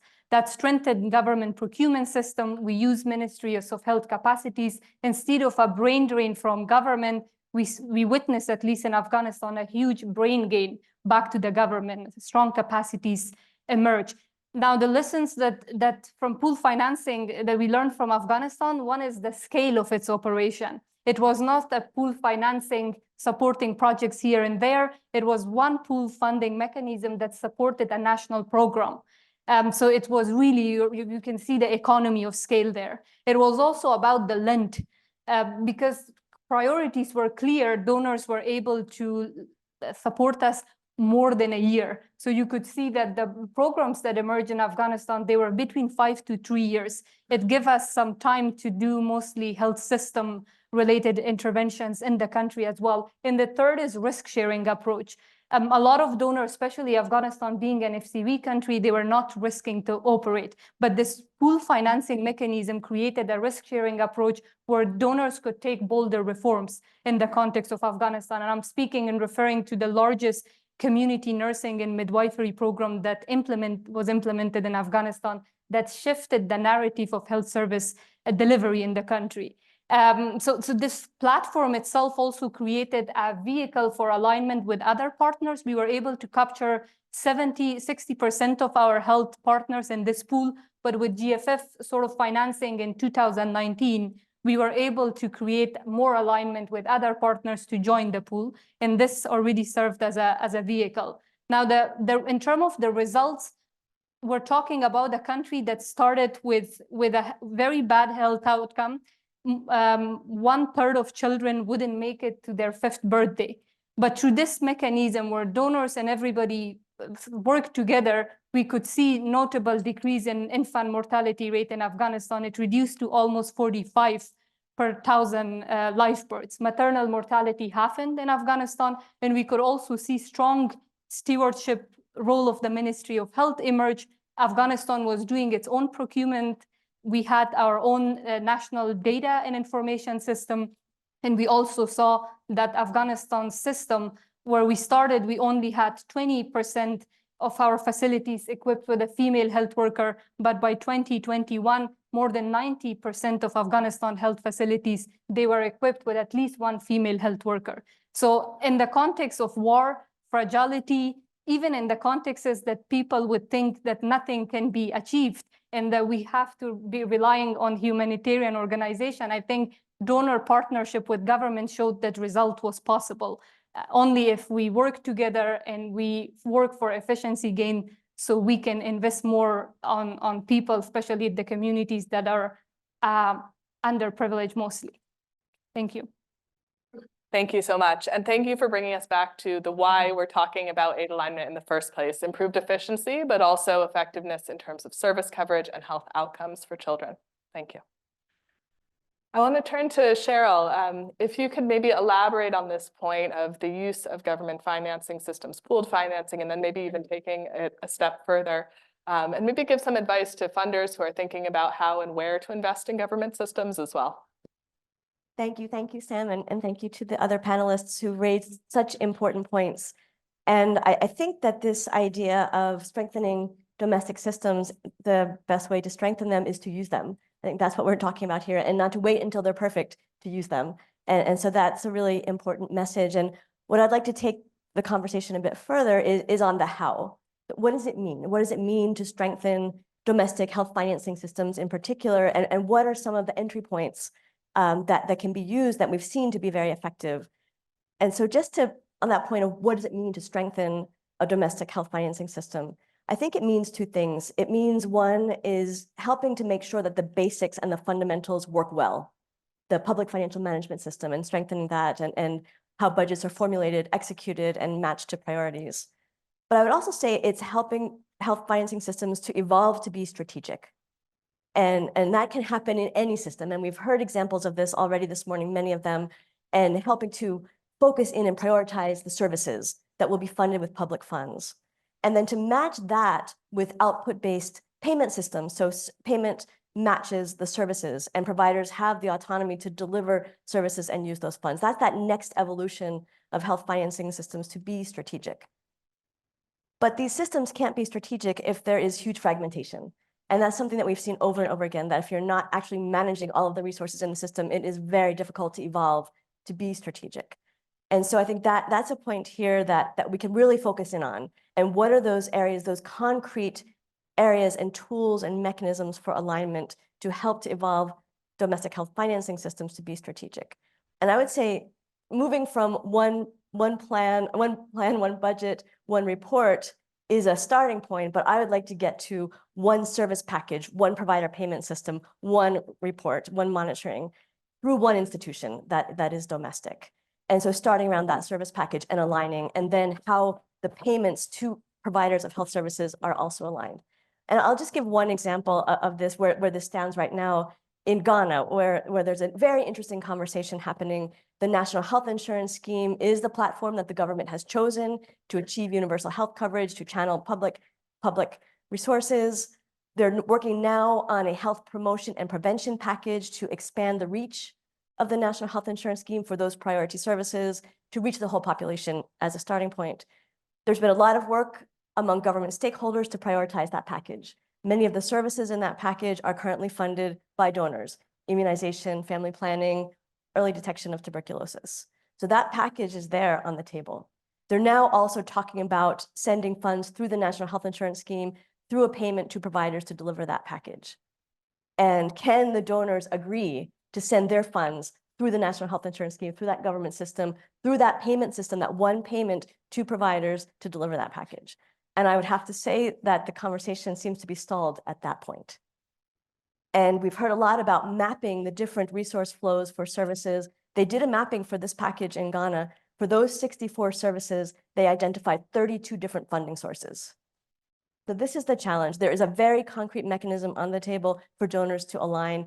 What is that next step for that behavior change that Dr. Pate talked about this morning to actually bring these tools for alignment to fruition? Thank you so much. I know I'm going to remember that 32 funding sources for 64 services and 64 packages. So I think you drilled in the message that you have to start with systems where they are and invest in government institutions in order to avoid further fragmentation. I want to turn to Maritza. I mean, arguably the World Bank is very well positioned and is strengthening and using government institutions and government financing systems. What lessons learned from the different modalities that are currently being used within the bank? Thanks so much. Thanks so much for inviting us and for really bringing this conversation back on the top of the agenda. I very much enjoyed, Joe, the way that you've positioned this and kind of start the conversation or push the conversation into a space where we start thinking beyond the one plan, one budget, one report. Right? Because if we keep the conversation at that level, right, it can be a ruse. The donor alignment conversation can very quickly get into the spot where we say, well, we are on budget, right? Or we are on plan. We put our money through Treasury, and we start going into the details of the PFM systems. But while we do this and these things are all good, one can still have a fragmented system and support a fragmented system. Right? So you can have a project that is on budget, on plan and on budget and goes through Treasury, and you start having one report, but you can still have this project support in a parallel way, a service delivery, right? Modality that is different from how government would otherwise provide services. Right? So there are countries that, for example, finance primary care through local government, and partners that say, well, we should finance primary care providers directly, right? And they can do that through the project, be on plan, be on budget, and do all of these things, right? But then you create this situation where there is a government system through a local government, and they're the partners that send money directly, right? And the more important these financing flows from the partners are, the more inclined government will be to say, well, government partners are taking care of this, even though it's through the budget, right? And thereby disinvest from their own systems, and that's where the risk is. Right. So the point that I really like to make here is that on plan, on budget, on report is simply not enough. And the instruments that partners have available are such that we can make progress, right? But we need to identify what is the system, work through the system, like Cheryl had said, through that package, through the institutions, right? And then help support the strengthening the systems that are already in place, rather than saying, okay, these systems are what they are, but we know how to do it better. With that, thanks so much again. Thank you. And thank you for spelling out the consequences of oversimplifying as well.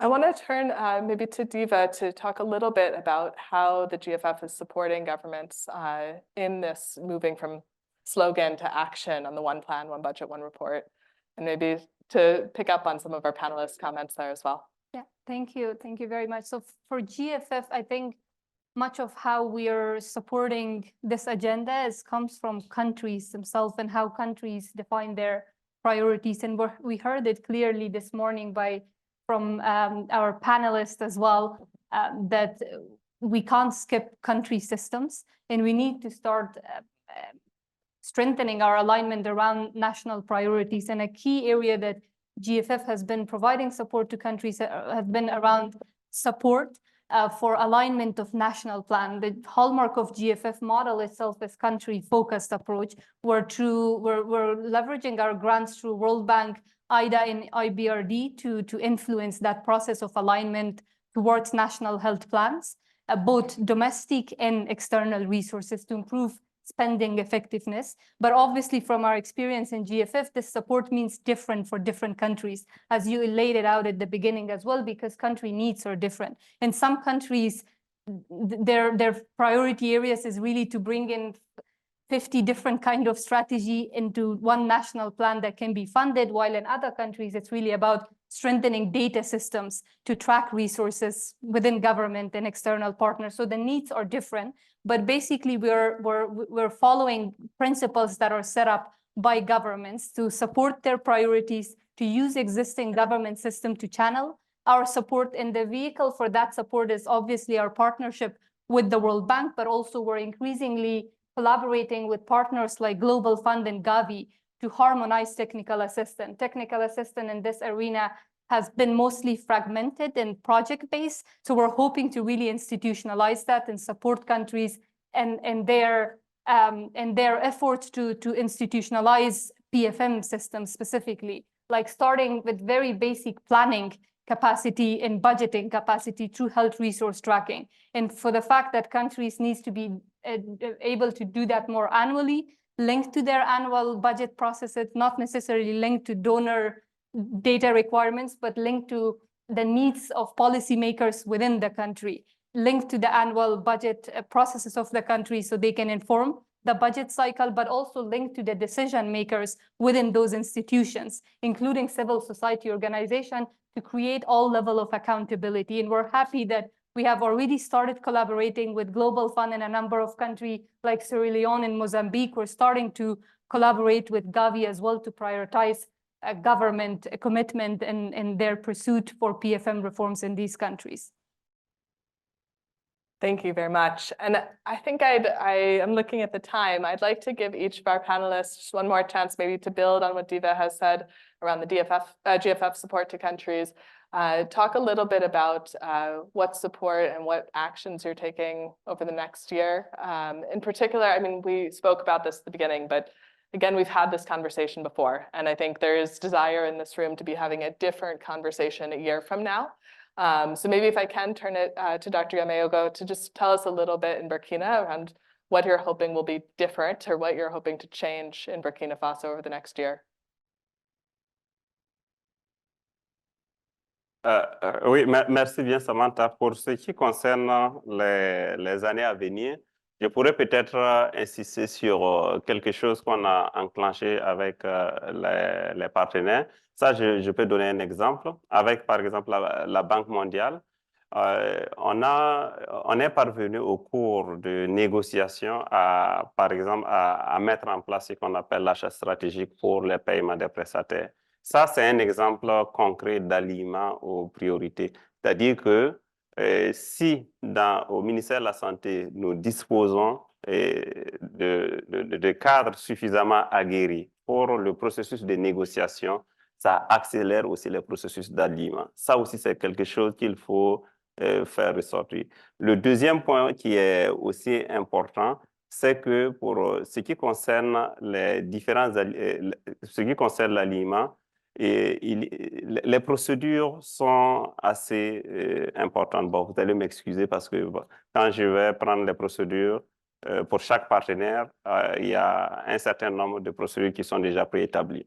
C'est difficile d'aligner tout le monde sur une seule procédure.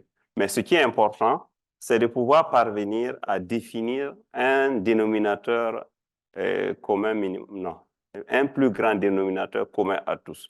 Là, ça veut dire que même si les partenaires n'ont pas les mêmes cycles de financement ou de décaissement, à partir du moment où, avec le budget de l'État, on s'accorde sur un certain nombre d'éléments, ça va faciliter beaucoup plus le processus de un plan, un budget, un rapport. Donc, les procédures doivent pouvoir s'adapter au contexte du pays. Mais je crois que c'est quelque chose qui est faisable de façon progressive. On définit d'abord des éléments de base et par la suite, on ajoute au fur et à mesure. L'avant-dernier élément que je voulais évoquer qui est très capital, c'est surtout la disponibilité et l'utilisation des données pour pouvoir, en tout cas, mettre en place un dispositif qui renforce l'alliement. Le secteur de la santé produit beaucoup de données. Vous avez des données sur les médicaments, vous avez des données sur les ressources humaines, des données sur l'épidémiologie, etc. Ce que nous sommes en train de faire, par exemple, au Burkina, c'est de mettre en place ce que nous avons appelé l'écosystème digital minimal. Dans un même centre de santé, nous faisons cohabiter 8 applications qui s'intéressent à des domaines différents pour définir une intelligence artificielle à partir de laquelle on peut déjà prédire pour les 3 ans à venir là, voici là où il faut orienter beaucoup plus de ressources, amener les différents acteurs, parce qu'on est beaucoup très nantis en données. Malheureusement, on utilise très peu ces données-là pour pouvoir prendre la décision qui sied.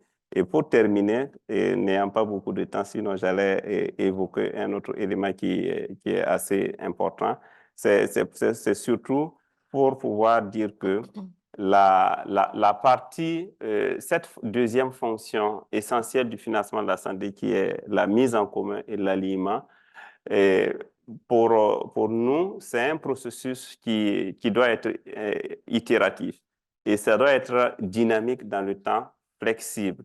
À un moment donné, si on s'accorde, si on se rend compte que ça ne progresse pas, il faut soit créer la fenêtre d'opportunité. L'économie politique, est-ce que ça répond, par exemple, à tel ou tel aliment? Si ça ne répond pas, on passe à autre élément pour pouvoir soit faire avancer les choses ou bien on attend au moment où on a l'occasion. Vraiment, je crois que l'exemple du Burkina, on est parti quand même de loin. Ça fait 8 ans qu'on est dans ce processus et je dirais que en matière de stratégie, d'approche pour avoir un alignement des acteurs, on a beaucoup progressé dans ce domaine et on espère que d'ici encore 2 ans, 3 ans, on va atteindre le stade optimal de l'alignement des différents acteurs.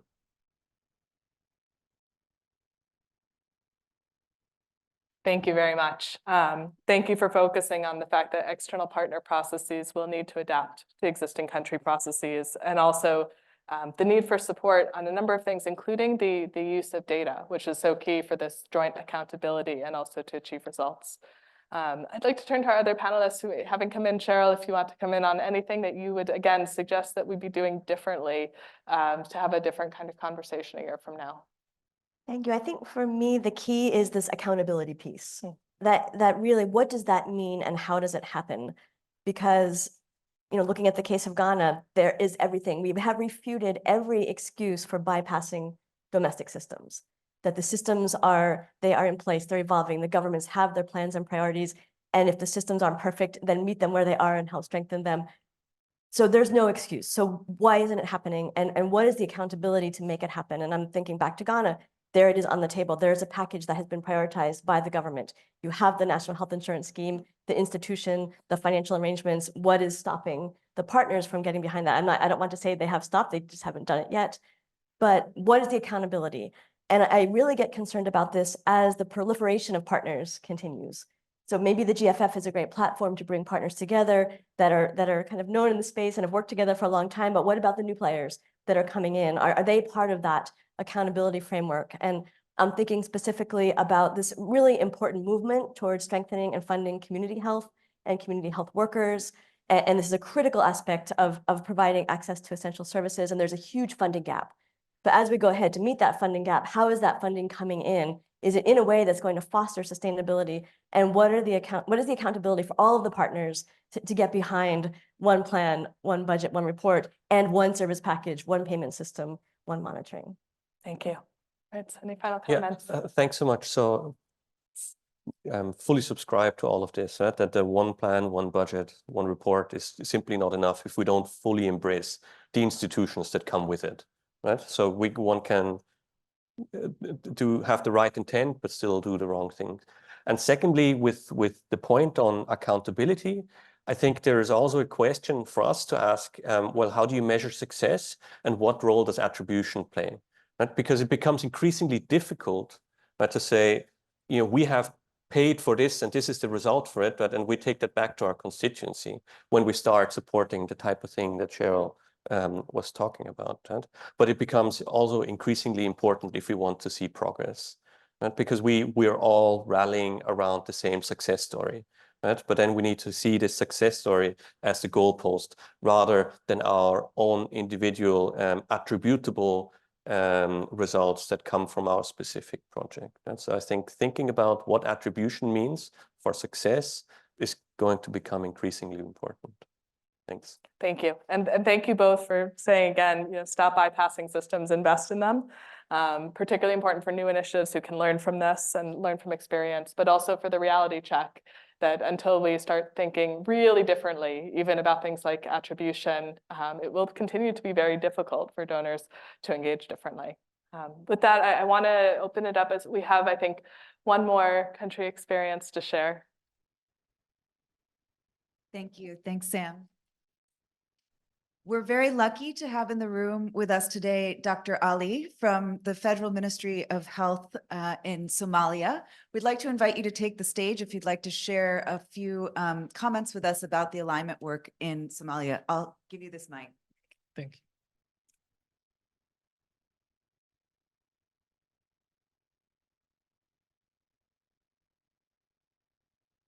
Good afternoon, all of you. The conference organizers from the World Bank, USAID, and GFF, and the distinguished guest. It's a pleasure to join you this crucial meeting. As I was not among the panelists, but I'm pleased to give this opportunity to share the alignment agenda and reflections on Somalia, as we are countries that the GFF and the World Bank is supporting to this kind of initiative. Somalia is a fragile country, as you know, most of you, and it's facing challenges of low coverage and insecurity in many parts of the country.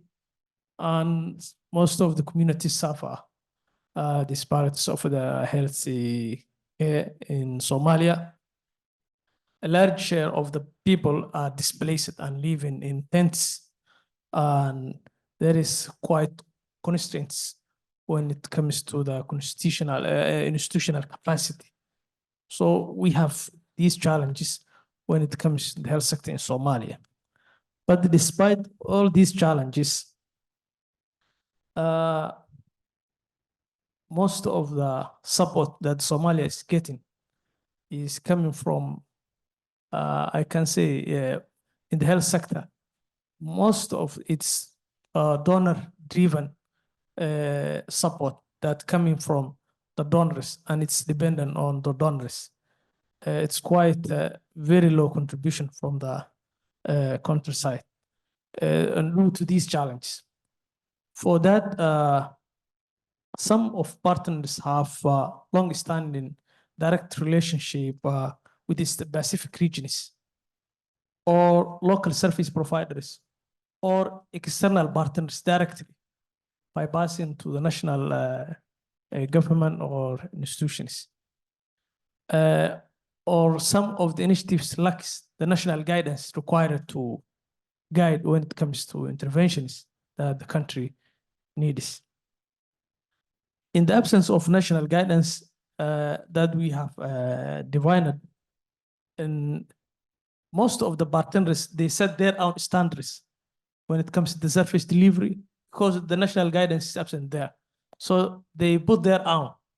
So it's quite created in a very parallel and fragmented interventions across the country, where it become very difficult to measure the outcome and the impact also.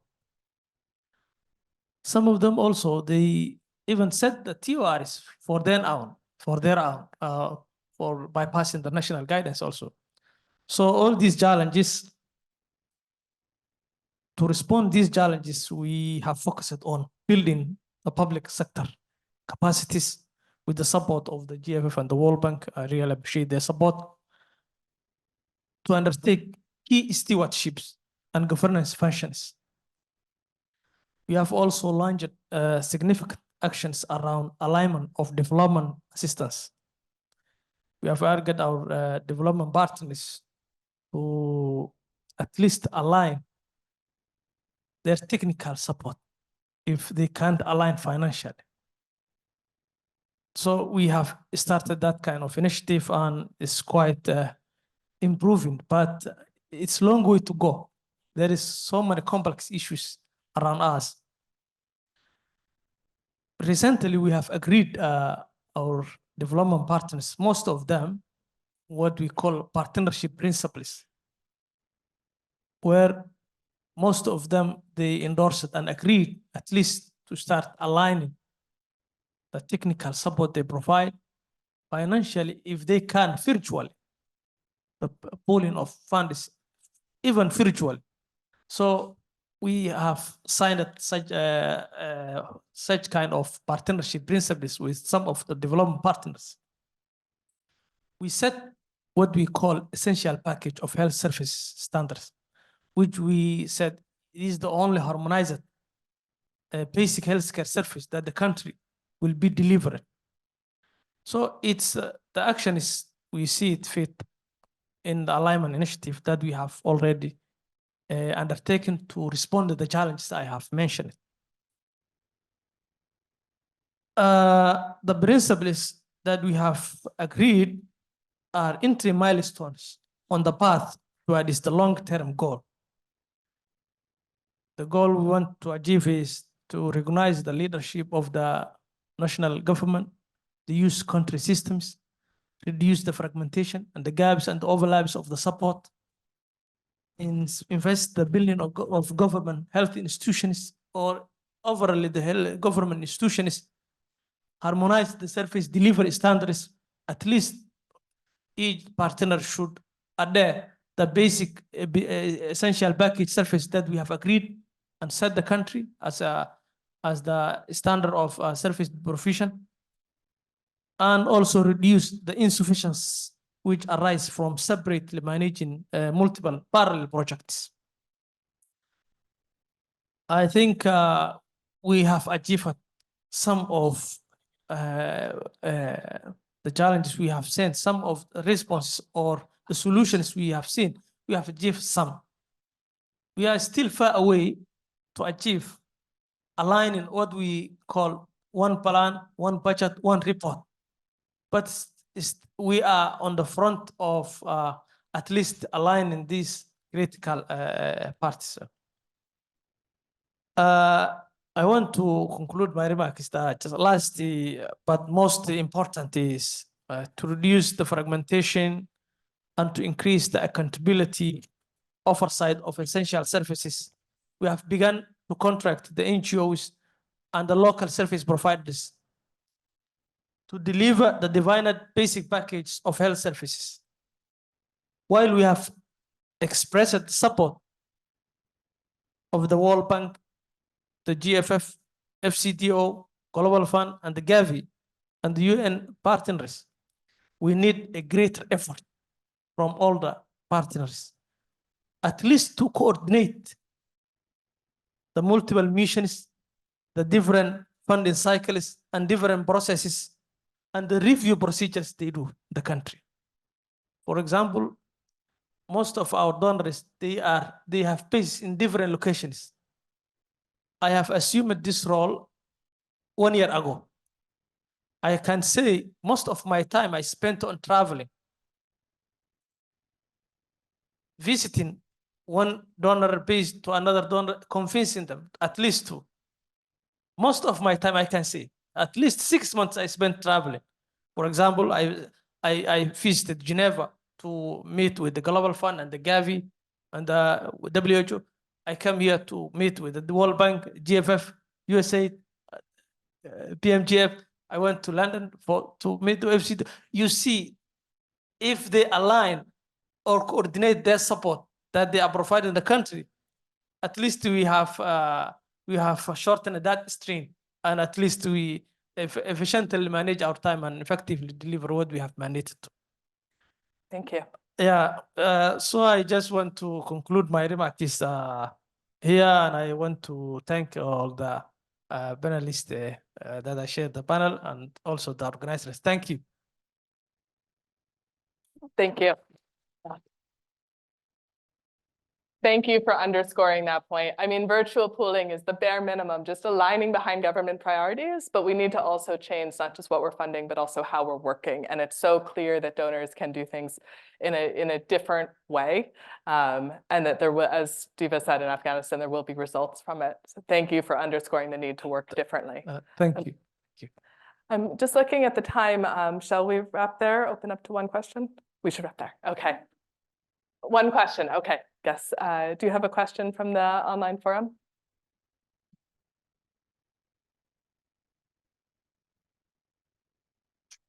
So this is a question, I think, for several of the panelists here, a discussion about where do we start then in terms of using country systems? What is the first thing that countries can think about when they're in dialogue with donors to ask and to take this agenda forward?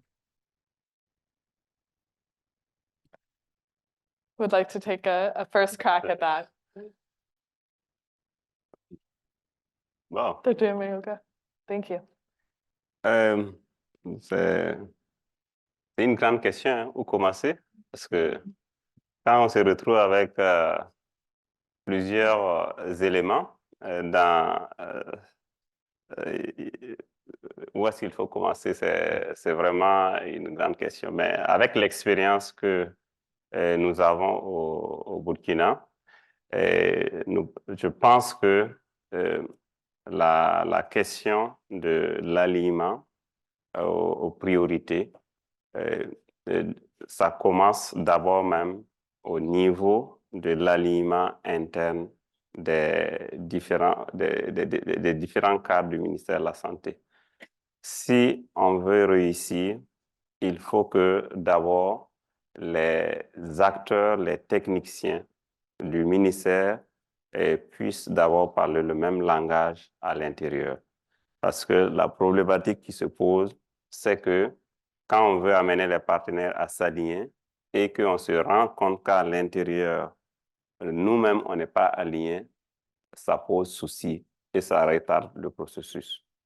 Donc, pour moi, l'aliment commence d'abord par l'auto-aliment à l'intérieur du système. Et après cette étape, c'est vraiment plus simple de construire avec les différents partenaires à travers des dialogues francs, des négociations qui prennent le temps qu'il faut, un dispositif de transparence, d'où la nécessité vraiment de construire des leaders au sein des différentes équipes du ministère de la Santé.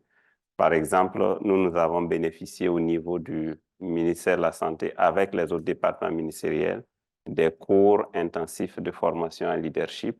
Et ça a beaucoup accéléré le processus de réforme sur le financement de la santé. Donc, je dirais en somme, l'aliment commence d'abord à l'interne, puis on sort pour pouvoir progressivement amener les différents autres acteurs à s'aligner sur les priorités du ministère. Thank you for stressing that important point. The need to start within the Ministry of Health. I know from my own experience working with ministries that people have different impressions of even what this reform means and what the priorities are. And I think there's an important role for donors to play to not further fragment things and not incentivize different units of government to have different priorities, but rather to help with this alignment. But it starts from within the ministry. So thank you. Other panelists would maybe like to comment, Diva. Yeah, thank you. Thank you very much. I think it's a very important question, like where do we start from, right? And at least from our experience at GFF supporting countries, I think the first entry point is really alignment around priorities, not any kind of priorities or a fancy national strategy, but priorities that matches the resource envelope. That requires a lot of prioritization at the national level to fit into that national resource envelope. From a lot of what we see, we end up designing national strategies that doesn't get funded or implemented. So I think that's where we have to be very clear with the expectation. And then I think on the funding stream, linking that with the national institution from the very early on. We don't need to wait for countries to transition. This can happen at the very initial level as we're defining the framework. By linking them to the national institution, we can set up 100 kind of grant systems within the ministry. We have done it, but we can just strengthen one unit that is ministry's unit so it can stay there. So that's where we are keen to get it with GFF support to countries as well. Different entry points, obviously, for different countries. Thank you. Amrit, would you like to comment? Maybe if I could just follow up on that. I think it is both, right? It's kind of outside in and also inside out. So setting those priorities and plans and identifying what is possible to promise and commit to in terms of services given fiscal constraints. But I like to also think about very, very practically, how are funds going to be mobilized and reaching those frontline providers who are going to actually be delivering the services? What are those financing arrangements that will be used? What is the current situation? Is it the budget? Is it budget financing then to get down to the provider level? Is it a health insurance scheme or something else? Figuring out what that is and seeing what is the state of affairs? What's the current situation? How well is this working? What can we do to invest in that core system? While these other things are happening, and there are many peripheral things that need to be strengthened as well, procurement and other things, but that very essential funds that are mobilized and pooled, getting to that provider level, what happens when those funds are there, and strengthening that essential artery. Thanks. Yeah, I think it depends a lot on what exactly you would like to finance, because the infrastructure discussion is going to be quite different from financing the recurrent cost of services. Right? And that's going to be quite different from, you know, if you're interested in financing drugs or vaccines. And I think the entry point for the engagement will depend on what it is that you do. Right? So if you're interested in financing the recurrent cost of services, right, what we were talking about here earlier, there are, right, perhaps using a project-based approach is not the right one, right? And one should start thinking about how do you create, how do you help government create the fiscal space necessary such that they can invest through their own systems, through their own institutions on their own terms. Right? And partners, many partners do have these vehicles available through general budget support or sector budget support, and you can direct resources and you can monitor what is happening. Right? And then the question around drugs and vaccines. Right? I mean, things don't always need to be provided in kind and procured externally. So options do exist where, for example, these inputs are subsidized externally and made cheaper for procurement by government, right? And they can be subsidized to such an extent where it becomes very difficult to justify not to purchase them for government, right? But they still have to do it through their own money, through their own systems, and so forth, right? So I think there are many options for many things that partners can do and things that governments can do to entice partners to do the right thing. Thanks. Thank you for that. And for adding that nuance, it's about tailoring the modality, not to the donor, but to the country context, the financing system, and what you want to fund. And I know you've written about this in Following the Government Playbook, which is a resource very relevant to some of the discussions that we're having here. Dr. Ali, would you like to share a final comment? For this question, it's if we want to align, I think and the donors should trust the government or the country systems.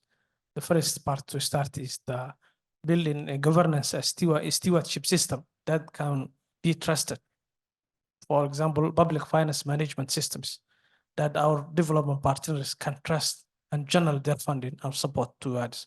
So building that institutions, I think, is the priority if governments and countries want to strengthen their country system use and the alignment initiative for the two parts. So for this kind of measures, it is put in place for the mistrust between the donors and the governments when it comes to finance, managing these public funds.